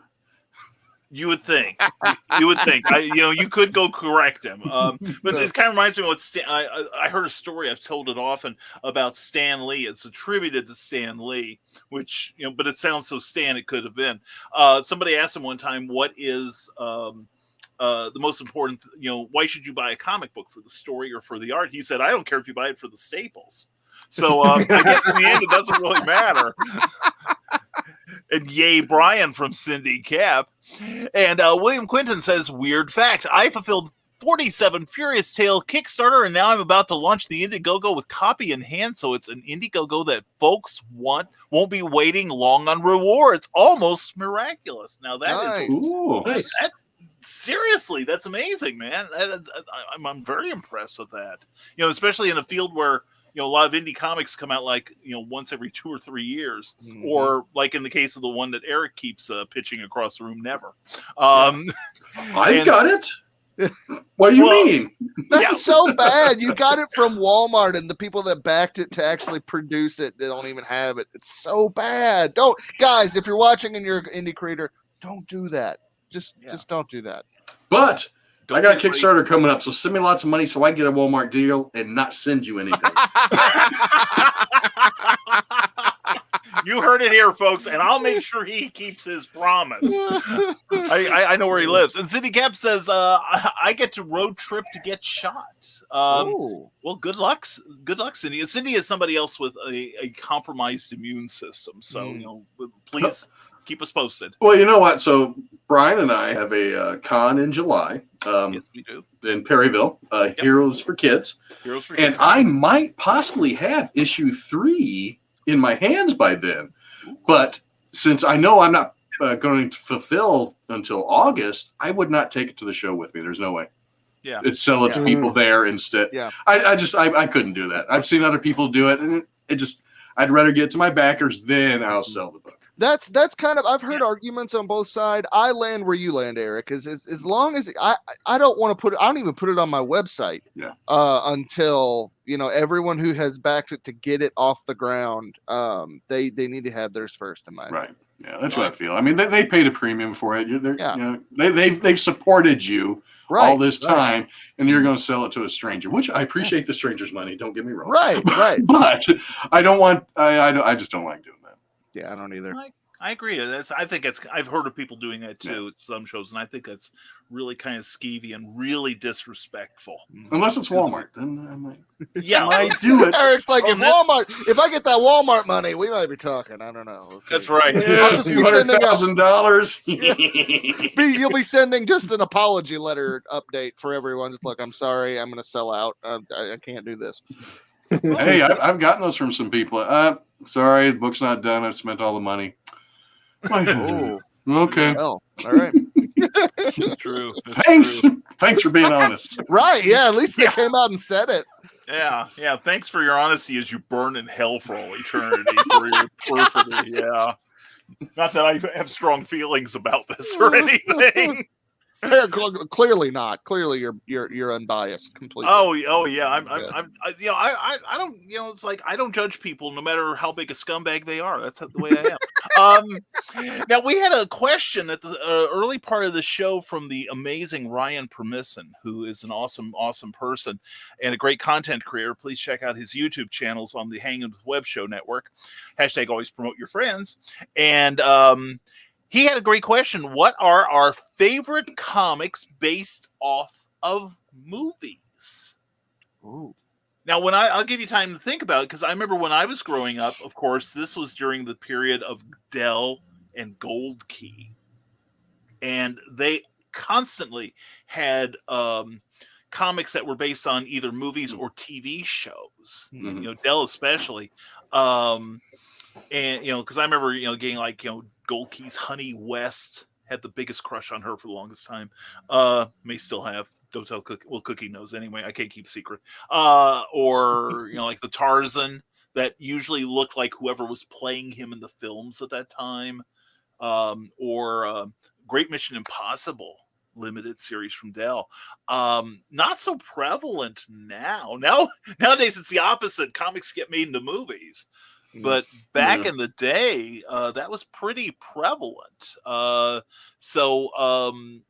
And William, you've got a great question. We will ask that one after this one. So does anyone have a favorite comic based off of a movie? I mean, just off the top of my head, I haven't really been able to think about it, but I would say Nightbreed by Clive Barker. I really enjoyed the movie, and the comics are great. And actually, I prefer the comics because you get more time to tell the story than the 2 hours that he was allowed by the studio. But yeah, no, I think that off the top of my head, I think that's probably my favorite. Comic. When you said that, I was like, crap. All the things that were coming to my mind were like, no, that was a comic first. No, that was a cartoon first, or was a cartoon and a comic at the same time. Like, it's just I would have to say Nightbreed for me. Agreed. One that I don't have, I've not seen, but I've seen the cover and I would like to. DC was adapting some books and it ended up being a movie, but Dr. No, they actually made a Dr. No comic. Remember that? Wow. Right. Yeah. It was in Showcase. The Showcase. Yeah. Series. And then the movie came out too. So it was kind of one of those weird, I think that was the only time that the rights ever went to a comic book. I'd love to read that one. That interests me. That I'd like to see how that the comic book treatment paralleled both the book and the film. So curiously, now as far as television, I could run out and get my copy to show you Captain Nice. Yes. Yes. William Daniels and written by Buck Henry. I had the copy of that when I was a kid, and it was falling apart when I got it, and it fell apart the rest of the way when I read it, because I read it a lot. And then I was at Metropolis a couple of years ago, and there it was. Nice. And so I got it and put it on my spin rack. But I don't know why. Captain Nice always... I read the novelization when I was a kid. Yeah. And then I got the comic, and it's not a great comic or a great TV show, but it was a lot of fun. And William Daniels... if he's not Knight Rider's Kit voice, he is Captain Nice to me. So yeah, me too. And that's why when he was one of the doctors on Saint Elsewhere, I was a huge fan of that show. And he's suddenly playing a dramatic role. And I think he was in Boy Meets World or one of those. Mr. Feeney. My daughter was like, Mr. Feeney is so cool. And I'm like, he's been cool forever. Actually, if you want to see him in something really good, watch the movie 1776. I was just about to say that. Yeah. I watched Boy Meets John Adams. World. Yeah, I grew up watching Boy Meets World, and then in my American history class in high school, we watched that movie, and I was like, "It's Feeney! Feeney's John Adams!" Oh, that's great! And here's a bit of trivia. Now, this shows how much I've got that issue too, Clyde. The art in there is by Joe Certa, who was the original artist on the Martian Manhunter. Oh, see, now I didn't know that. So. Also was the artist on the Dark Shadows series. See, I had to know all this stuff when I was in retail, so to impress people. And the only person impressed was Cookie, but that was enough. But anyway. Eric, how about you? Well, I keep looking over here because I do have some comic boxes that are clear. And I see X-Men. Gen 13, Spider-Man, X-Men. But the one I'm going to list, though, I'm not sure which came first, and I really hate myself for this. But honorable mentions, obviously the early Marvel Star Wars comics, because it was a continuation of stuff. Yeah. When I was a kid, I wanted more story, and all we had was the first movie so far. Everybody else comes along later had everything. We just had one movie. I remember an A-Team comic. If we go a TV show, yeah. I remember that. A lot of movies. Marvel. I remember Marvel. I'm sure DC did too. Marvel did like a mini series, like a 4-issue mini series of the movie. Because I do remember Raiders of the Lost Ark comic book. One of 4, and I'm thinking maybe I got 2 of 4 or something like that. Because you never knew I was going to show up at the local drugstore. Yeah. But I'm going to say, and I think it might have came out before the cartoon came out. It's right at the same time. It was probably within months with G.I. Joe. I mean, it's close as I get, but I can't remember which came out first. I know the cartoon and the toys had commercials for the comics, right? But I don't remember which came out first. I think it was a simultaneous thing. Yeah, it might have been right. I think it was similar to why we got a Teenage Mutant Ninja Turtles cartoon and movie. It was based on the toys. Yeah. They all teamed up and they were like, all right, we're going to sell toys, comics, and cartoons all at the same time. Yeah, and next to the X-Men, I mean, that's probably the book I stayed faithful almost till the end, Yeah. and it started getting a little, with Space Force and stuff, weird, goofy looking ninjas that kind of dropped out. But I almost had them all. I did pick up the last issue when it came out, and I sold that last year sometime for a little bit of money. Oh, nice. I do want to throw out an honorable mention that I probably like maybe more than Nightbreed is RoboCop by Frank Miller. Oh, yeah. Because that was actually RoboCop 2. Is all the Aliens and Predator comics. Oh, yeah. Okay, yeah. Brian Hawkins does mention those, the Alien and Predator. Yeah, I totally forgot about those. I don't know why. Yeah. Yeah, and bonus point for Gen 13 from the Historical Fencing Guild. Check them out Friday nights at 8 p.m. on YouTube. I have the 13 variant covers that came in a slipcase of number 1. A black slipcase, one signed by Campbell, one signed by Jim Lee. Nice. I actually gave the Jim Lee one to a friend because he loves Jim Lee. I pulled out and gave it to him. But yeah, they got all kinds of different covers. This is really cool. Oh, yeah. Well, see, as mine, I was going to say not so much. Well, I like the first Star Wars comic. The first 6 issues that adapted the original film. But I really love the 2 that followed it because it was Archie Goodwin, one of my favorite writers, and Al Williamson with that photorealistic art. That stuff was gorgeous. That's probably my favorite movie adaptation, but Clyde mentioned TV. Mine would be Batman 66. Okay, yeah. It was a brilliant series. In fact, I went so far as to get every book that I could in hardcover, because I wanted a nice copy of it. But I loved it because it was it had the same goofy camp fun of the original. Even down to like every chapter was like, holy danger, Bat fans, is Batman and Robin going to get out of this to turn the page? Yeah. And then they did like a series of other ones where he met and I'm looking at the library in my office here, which is how I know. The Green Hornet, written by the Brian Rodman lookalike. Yeah. The Did he ever finish that? No, he never finishes anything. Oh, he did? He actually did. Because he didn't finish Daredevil. No. He didn't finish. What it was somebody else scripted it, I think. There it is. Yeah. He did finish his Batman books with Walt Flanagan, though. Oh, yes, he did. He did do that. Batman wets himself. He admitted he wets himself. Exactly. But yeah, it's like the Green Hornet, the Man from U.N.C.L.E., Steed and Peel, and Wonder Woman 77. And what was fun about Wonder Woman 77 was they had like the Kemp era met the like one version of Catwoman. I think it was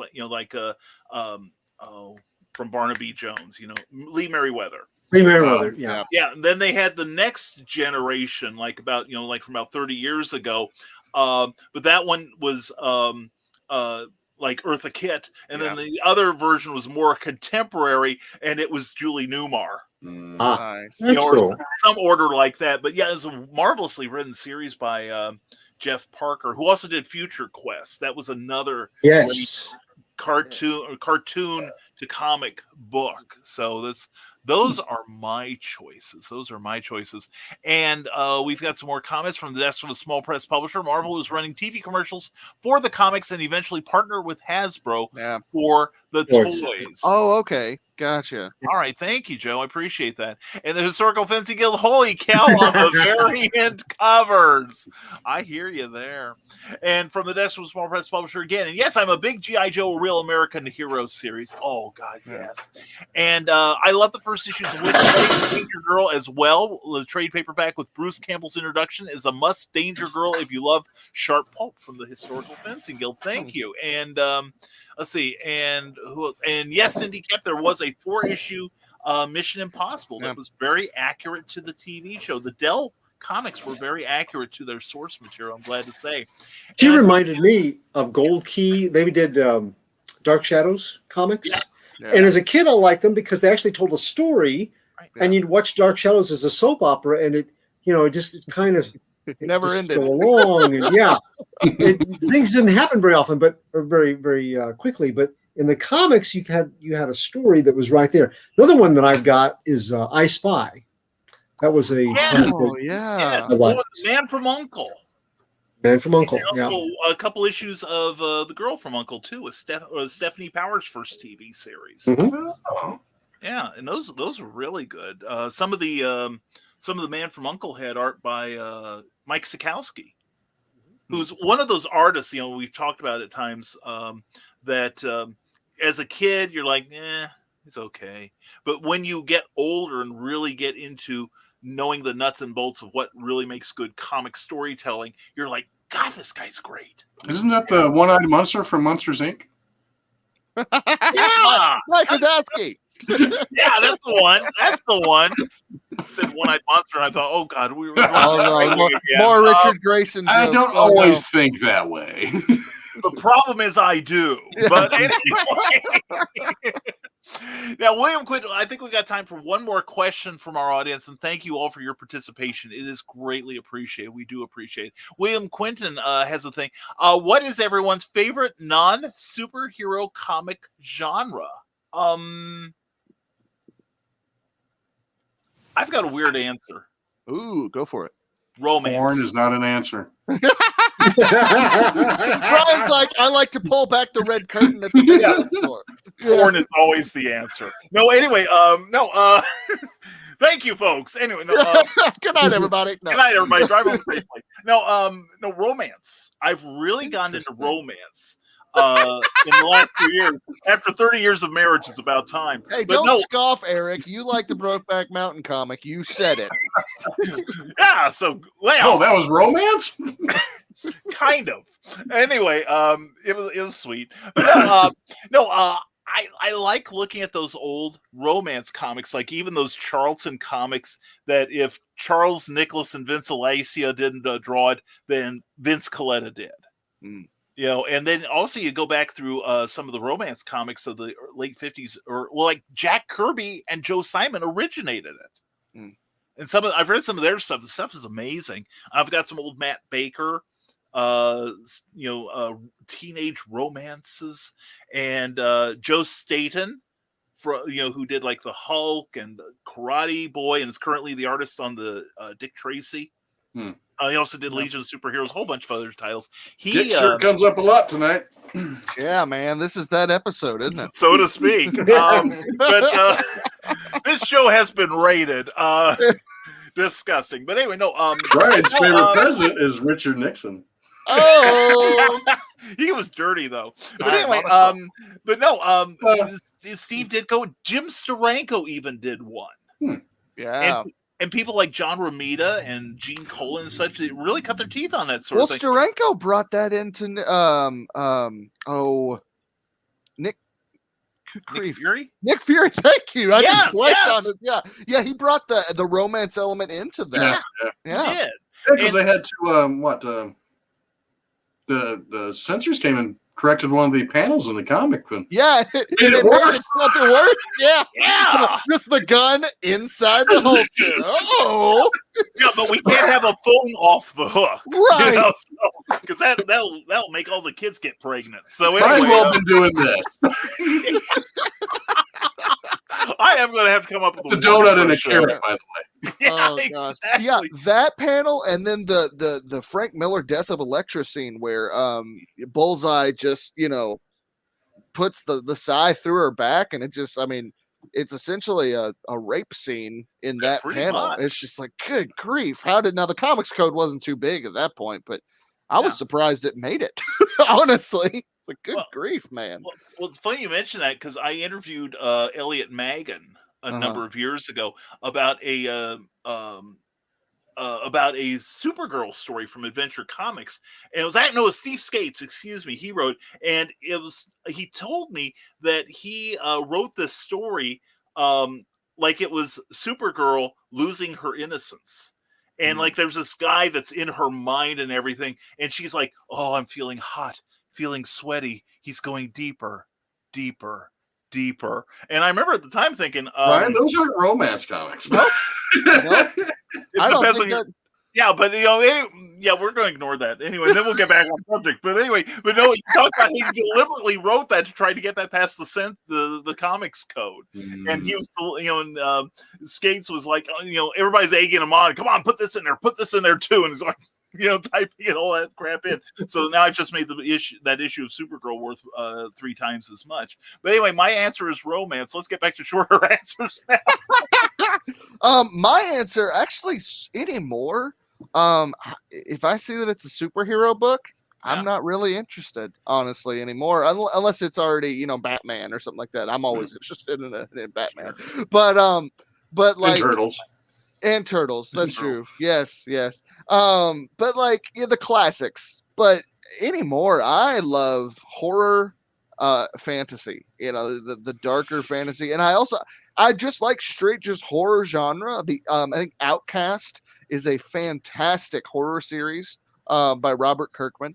Mm-hmm. And really, if you like horror fantasy, you're gonna love Memoirs of an Angel. Because on this page right here, you've got the high fantasy. Look at that right there. You got the high fantasy page, and then it leads right into the horror page. And this is just the perfect representation of what you get in every issue. Go to brianrodman.com and see what's missing in your life today. I don't know where he gets his subtlety from.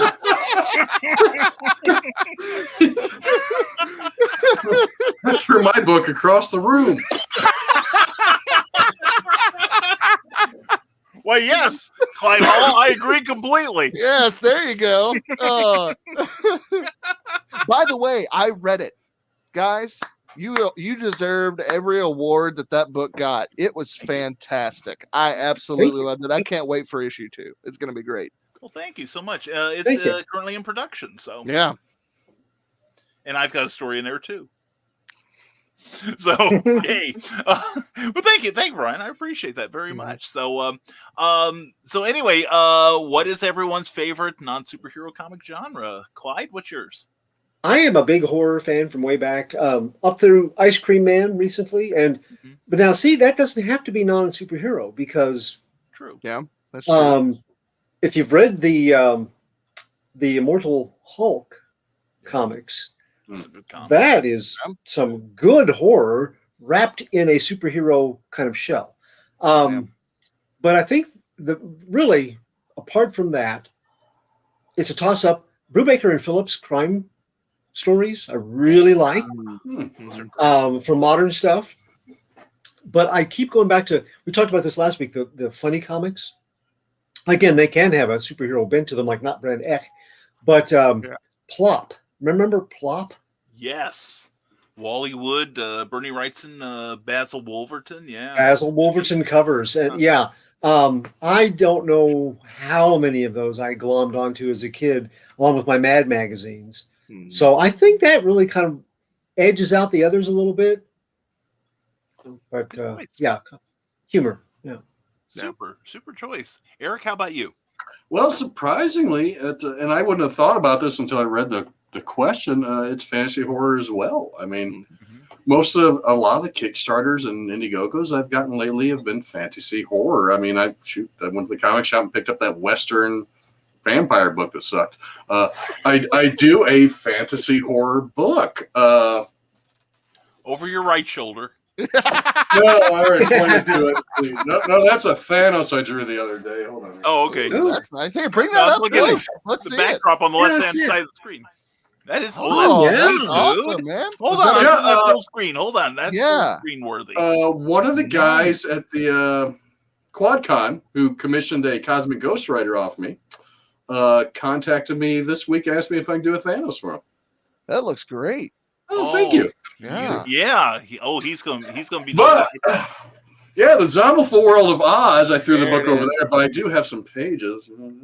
That's awesome. That's beautiful, man. Here, bring that other one up close. This one? There you go. That action panel up top. There it is. Yeah. And that's from issue 2. Where can we go to buy these, Eric? I would say you can actually still go to Indiegogo and look it up. I haven't closed that campaign. I will not close that campaign. But when I launch the Kickstarter on the 26th of this month, I'm going to leave the Indiegogo open, and I'm just going to redo everything in the page and just make it an in-demand store for issue 3 and 2 and 1. because I do offer a back catalog of my previous book or books now it's books with the current campaign. So in my current campaign, you'll be able to get issue 1, 2, and 3. Nice. Yeah, but it's got to be fantasy horror. I mean, I've read a lot of fantasy horror lately that I've actually liked. Yeah, and that seems to be what goes through my mind most of the time now. Like the Hounds of God, the priests that are werewolves and work for God to hunt creatures. I mean, it's fantasy horror. I've always wanted to do a comic book about the fall of Satan, and a war and all that. I thought that would be cool to do. That's kind of fantasy. Well, it's not. Hey, some people say fantasy. Hey, Eric, just wait. I got you. Okay. Cool. And Cindy Kep is appreciating our subtle ploys here. Subtle, like an avalanche. Now, look, I know what you're talking about. I really, it's like, but Janspar, yeah, that is missing in my life. Yes, I know it is. And, that's why we're here, because we love you, Janet. And, oh, yeah, well, we got to get full screen on that one. Here it is. I don't know if you want to go full screen, because I don't know what's on it, but that was the original design for the zombies. Like up here, that's what I reduced my pages to. 6.625 and 10.25 when I'm done. Yep. And this is where I keep all my little notes. Oh, here's something on the back too. Nice. Well, and real fast, it's like that's one of the joys of collecting original art from like the big books, because sometimes pros will scribble on the back like character drawings. I've got a page from the first Superman Spider-Man. By Ross Andrew, Dick Giordano, Neil Adams, and there's like a whole nother layout on the back of that. Wow. Is just like really, really fun. And anyway, Cindy Kep says snazzy. And Cindy Kep also says extremely post-apocalyptic that appears to be Renaissance fantasy with critter characters. That's real specific. We all need to do books now just to tap into that market. And from the desk of a small press publisher says, I'm glad I'm not on the panel. A lot of people say that yet. See, Joe is our designated stand-in if somebody can't make it. To answer the question, it would be a tie between military or sports/wrestling comics. Yeah, Joe and I talked about Marvel did a super 10-ish, I think it was 12 issues based on WCW. Like the Road Warriors and Magnum PI and all the Magnum TA and all those, Magnum PI, that sounds silly. That was weird. When was Magnum PI? There sure had to be a comic adaptation of that too. Yeah, how did we miss that one? Yeah, 2 falls out of 3 for Tom Selleck. It was really amazing. He is to grappling what David Hasselhoff is to music. You know what I'm saying? What about NFL Super Pro? What about NFL? NFL Super Pro. That's right. Oh, there we go. There it is. Yeah. The reason that Tom Selleck wasn't Indiana Jones, right there. Yes, exactly. And that's what Small Press Publisher says. I'm odd that way. That's the way we like you, Joe. Check out From the Desk of a Small Press Publisher Saturday nights at 10 o'clock for a great interview show. He does a great job on that. But no, and now now that question's been asked, I was also remembering David Campiti did like books of Lost in Space back in the 90s that were really good, as well as, although that was, adapting the movies. There we go. There we go. Yeah. Nice.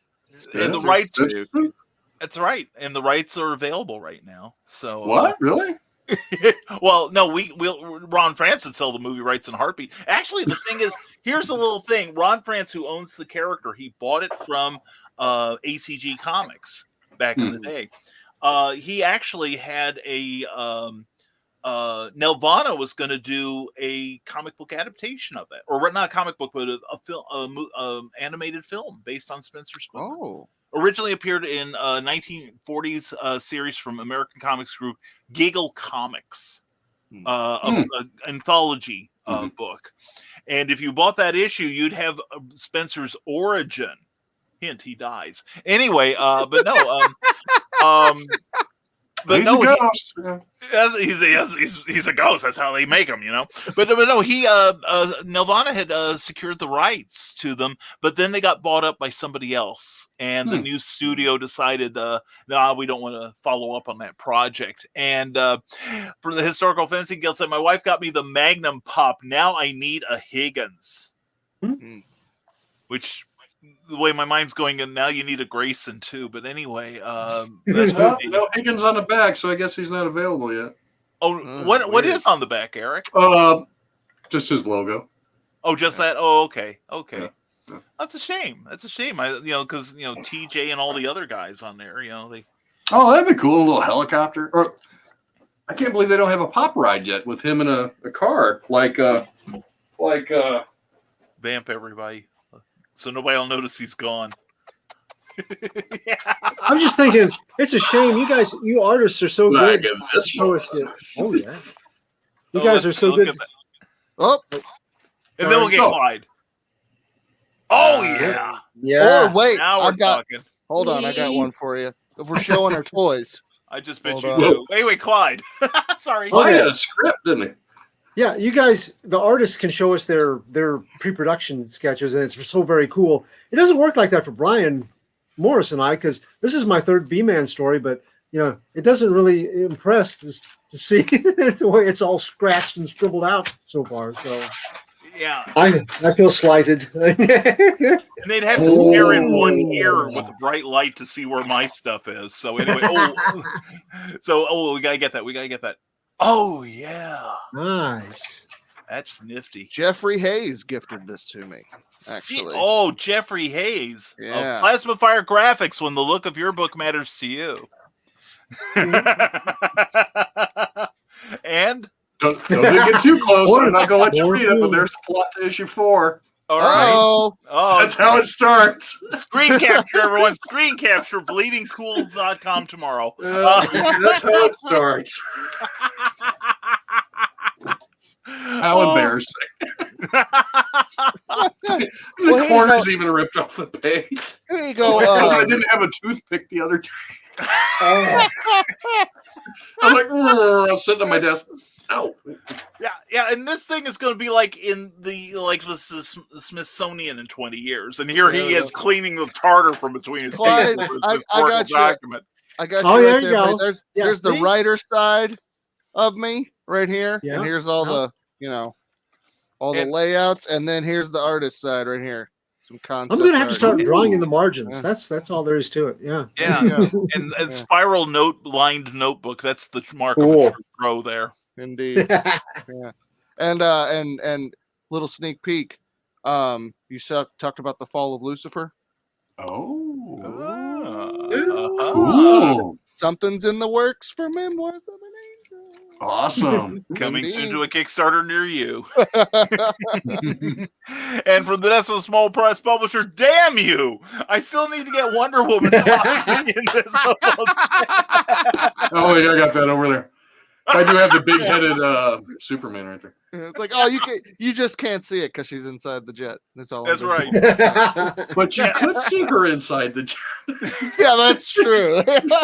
Yeah, and Clyde will know this one. If anyone's ever seen the Wonder Woman parody from Mad Magazine early in the day, where Diana Prince is going to jump into this invisible jet and change clothes, and they come back and Steve is like, you changed clothes inside your invisible jet. Here he comes. Oh, nice. Oh yeah. Oh, here you go. Yeah. I got something for you with that. Your shirt, isn't it? Yeah. Yep. That's why I went and grabbed it. You lose. Good day, sir. And now, okay. I thought Eric was going to pull out another. Oh, you think that's awesome? Look at this. Well, I'm thinking I'm going to up here. I'm going to put a shelf about 8 foot across and see how many of them I can get up there. There you go. Actually, I do have something, and I think this has just become show and tell. This is actually extremely rare Batman the Animated Series toy. Oh. It's very Clayface. Actually, if it was in the box, it'd be worth something because he has his ball. It doesn't shoot out like it used to. but It happens when you get It older. happens with age. unfortunately, it doesn't work for him anymore. But That yeah, happens too. he's sitting right here, and let's see, Eric, this is for you, buddy. Uh-oh. Do we need to leave? Maybe no. So your shipwreck? acknowledgement of the resemblance was not the first time I was gifted this. I've got that one. Yeah, do you? That's I think awesome. that's the one I got.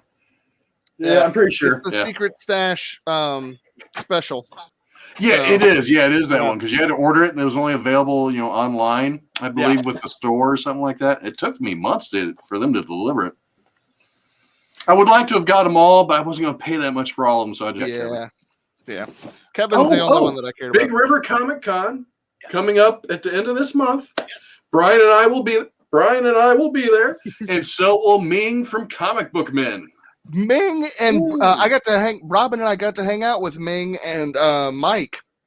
Oh, cool. We hung out with them. It was a dead show that we were both at, and we were across from them, and we just started talking and hanging out. They are a couple of the coolest guys. They're just normal dudes. Yeah. They're so cool, so cool. They each got a copy of memoirs and had cool. Wonderful things to say. Very nice guys, and we had a little fun photo shoot together. So and if they would just plugged it on the show. I know, right? It was after the show. Yeah, it was actually this is actually a plug for them. They still get money for every time you watch the show on Amazon Prime. Really? Yes. Very cool. So they let us know that. They told us Mike was just put it on in a room that no one's in and just put it on loop. He said, that because every episode that gets watched on Amazon Prime, we get a cut. And I was like, oh, okay, done deal.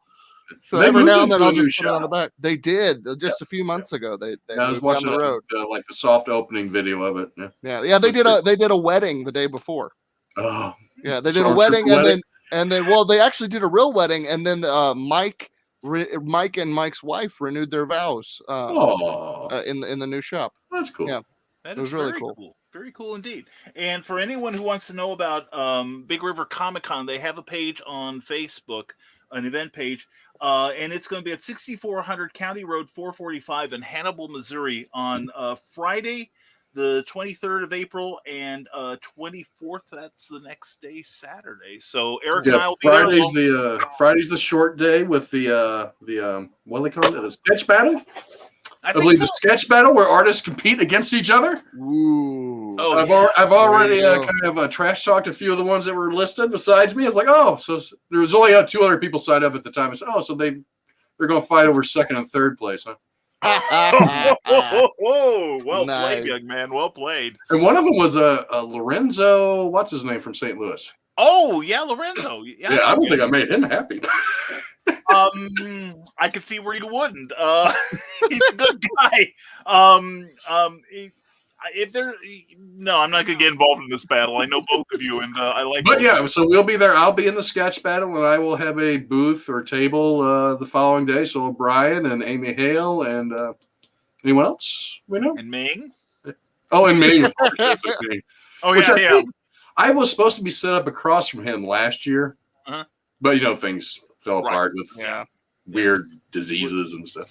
Yeah, the Maestro and the Miley Cyrus. We're still calling it. Should be a good time though. Yeah, but hopefully we will be able to retire that phrase soon, and I get my second shot in 1 week. Woo-hoo. So if I am face down about 10 minutes into next week's show, you'll know why. We will carry on without you. Thank you. And no one will notice. No one will care. But anyway, I'll get a fez. There you go. Now everybody be saying, take that thing off. It reminds us of that fat guy. But anyway, no. Seriously, thank you everyone for your incredible comments. And as always, thank you to our illustrious panel here of fun people, fun collectors, and great reviewers. And we hope, again, like I said, please pick up some of the comics we have recommended, and next week tell us what you thought of them. Okay, or tell us how full of poop we are. Either way, Brian, we gotta have a talk. We gotta have a talk more. Hey, I already know I'm full of it. So there's that. Yeah, that's how I got this far. I'm just gonna tell you. I built a publishing empire and a broadcast empire on this quality. So yeah, I'm the last one to knock it. So folks, I think what we'll do is we will close the show off again. Thank you to our audience, and let's go around the room here and tell all these wonderful people when you're not here how to keep up with you. Clyde Hall, let's start with you. Okay. And let me hit the correct button. There we go. Okay, I'm Clyde Hall, and you can follow my character B-Man in Pulp Reality and other publications from Stormgate Press. I am part of the anthology series, award-winning anthology. You can also find me on Facebook under Clyde Hall and under Radiating Positive Vibes with author Clyde Hall. And on Twitter, I am CJ Hall at 19. I'm at CJ Hall 1984. I also just did a show yesterday with Kelly Guttner, something that we're starting on an irregular basis, but it is looking at B-list characters, and it's called B-list Boosters. And we recorded our first show last night, and I'll keep you updated.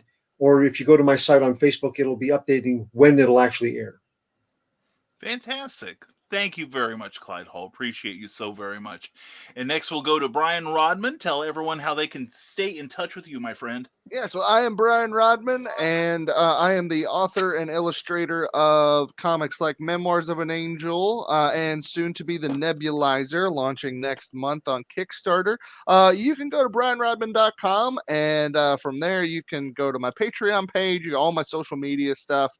There's also a link to the current Kickstarter that I have running whenever it's running. Right now we're in between. So I'm also 1/3 of the Dastardly Dingoes podcast, the show about all things nerdy, and with Jeremy Woodring and Chad Nuss. You should also check out their stuff because it's amazing. And yeah, that's it for me. So thanks for having me on the show as always, Brian. It's been a ton of fun. Always a pleasure with you, my friend. And Eric Hawkins, tell the people how to keep up with you. You can follow me on Twitter, ES_Hawkins, or on the 26th of this month, I launch on Kickstarter issue 3 of the Zombieful World of Oz. 1 and 2 is already out. 4 has a special story by Brian Morris on the back of it. 4 pages drawn by me. The story's a little crazy because he almost had me do some nudity, but I covered it up with ice. Issue 3 will be going live on Kickstarter on the 26th. We'll run that for a month, and I do plan to fulfill that by August. Give myself a few weeks to get the money, get the books, get all the little extras. I don't do it too tight because if I do, I won't deliver on time, and I always like to try to deliver on time, unlike that book over there. And you can follow me on any social media. Just look me up. You'll find me on Twitter, Instagram, Facebook. I even have a Minds account, but I can't get into it, so I don't know what's going on over there. Thank you so much, Eric. And I'm Brian K. Morris, and I'm part of the Rising Tide broadcast group. I also have my own publishing concern. Well, this one I'm a guest in. I finally have a legit award. And also you can find me mostly on Facebook, various other social media, YouTube. And just look for me. I'm always Brian K. Morris because otherwise, if I chose another alias, I'd never be able to find any of my accounts. But anyway, one more thank you to Eric S. Hawkins, Brian Rodman, and Clyde Hall. And the usual thing, I'm going to mute you guys and put you in the background, and then we'll sign off, and then we'll have that after show where we discuss things. Anyway, thank you guys very much. And so that I take this, there we go, hitting the right buttons this time. Anyway, thank you all for being here. Really appreciate you, whether you watched us live or you watched us on the rerun. It is greatly appreciated. As always, please share this broadcast with other people. You probably got some people in your life that love comics, and we do too. And we try to bring that every week to you. Also want to thank let me get to it. Our Patreon subscribers, check out what we offer at www.patreon.com/Brian K. Morris, where you can support our Rising Tide venture with a modest monthly stipend. And it does help a lot. It really does. I can't tell you how much you guys keep this operation going. We are very, very grateful to you. Also, check out the Rising Tide Network. Amy Hale, 8 p.m. tonight. I think we're missing her show. I'm sorry. If you left us, we understand. It's Amy. We love her. And also Stupid O'Clock at 9 p.m. And check out the Stupid After Show at 11 p.m. And tomorrow, Never mind the furthermore at 10 a.m., followed by dancing, or excuse not dancing. That's the next show. Drinking with the Davies. I'm the one who should be dancing. Drinking with the Davies at 6 p.m., followed by Michaela Jade's Tidbits and Scribbles, and then at 8 p.m. the Historical Fencing Guild with the one, the only, the lovely Nicholas Tockard. He is amazing. Thank you all, one and all, for being here during the extravaganza. Again, if you've enjoyed any part of this show, please give it a like if you're on Facebook, give it a thumbs up if you're on YouTube, and please give a like to the page you're watching on Facebook, and please subscribe to this channel. We've got all kinds of great things coming up, and we want you to be a part of it. And we will be back next week with another episode of Comic Book Spectrum. And again, thank you very much to the Rising Tide Broadcasting Network and to Plasma Fire Graphics when the look of your book matters to you, because it matters to your readers. Check out what Plasma Fire Graphics. They can also do book trailers and comic book trailers and graphics for your promotion. Check out what they do.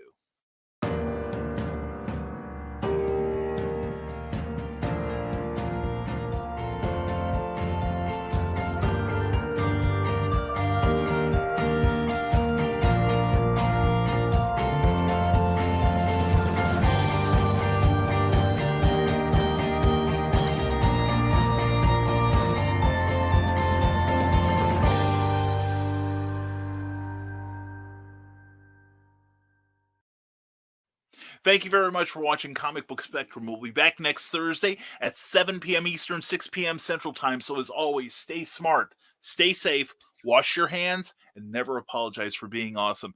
Take care, everybody, and have a good time at the comic shop. Thank you for watching Comic Book Spectrum, a Rising Tide Broadcast Network production. Please join us next week for another look at comics, past, present, and future. If you enjoyed this, please give the show a like and be sure to subscribe and share it with your friends. To receive our free monthly newsletter, go to www.risingtide.pub and be sure to give the Rising Tide Broadcast Network page on Facebook a like in order to receive news about upcoming shows, including Clever Title Pending, Stupid O'Clock, Clever as Hail, Comics Chaos and Sass, Tidbits and Scribbles, the Historical Fencing Guild, and never mind the furthermore. See you next week.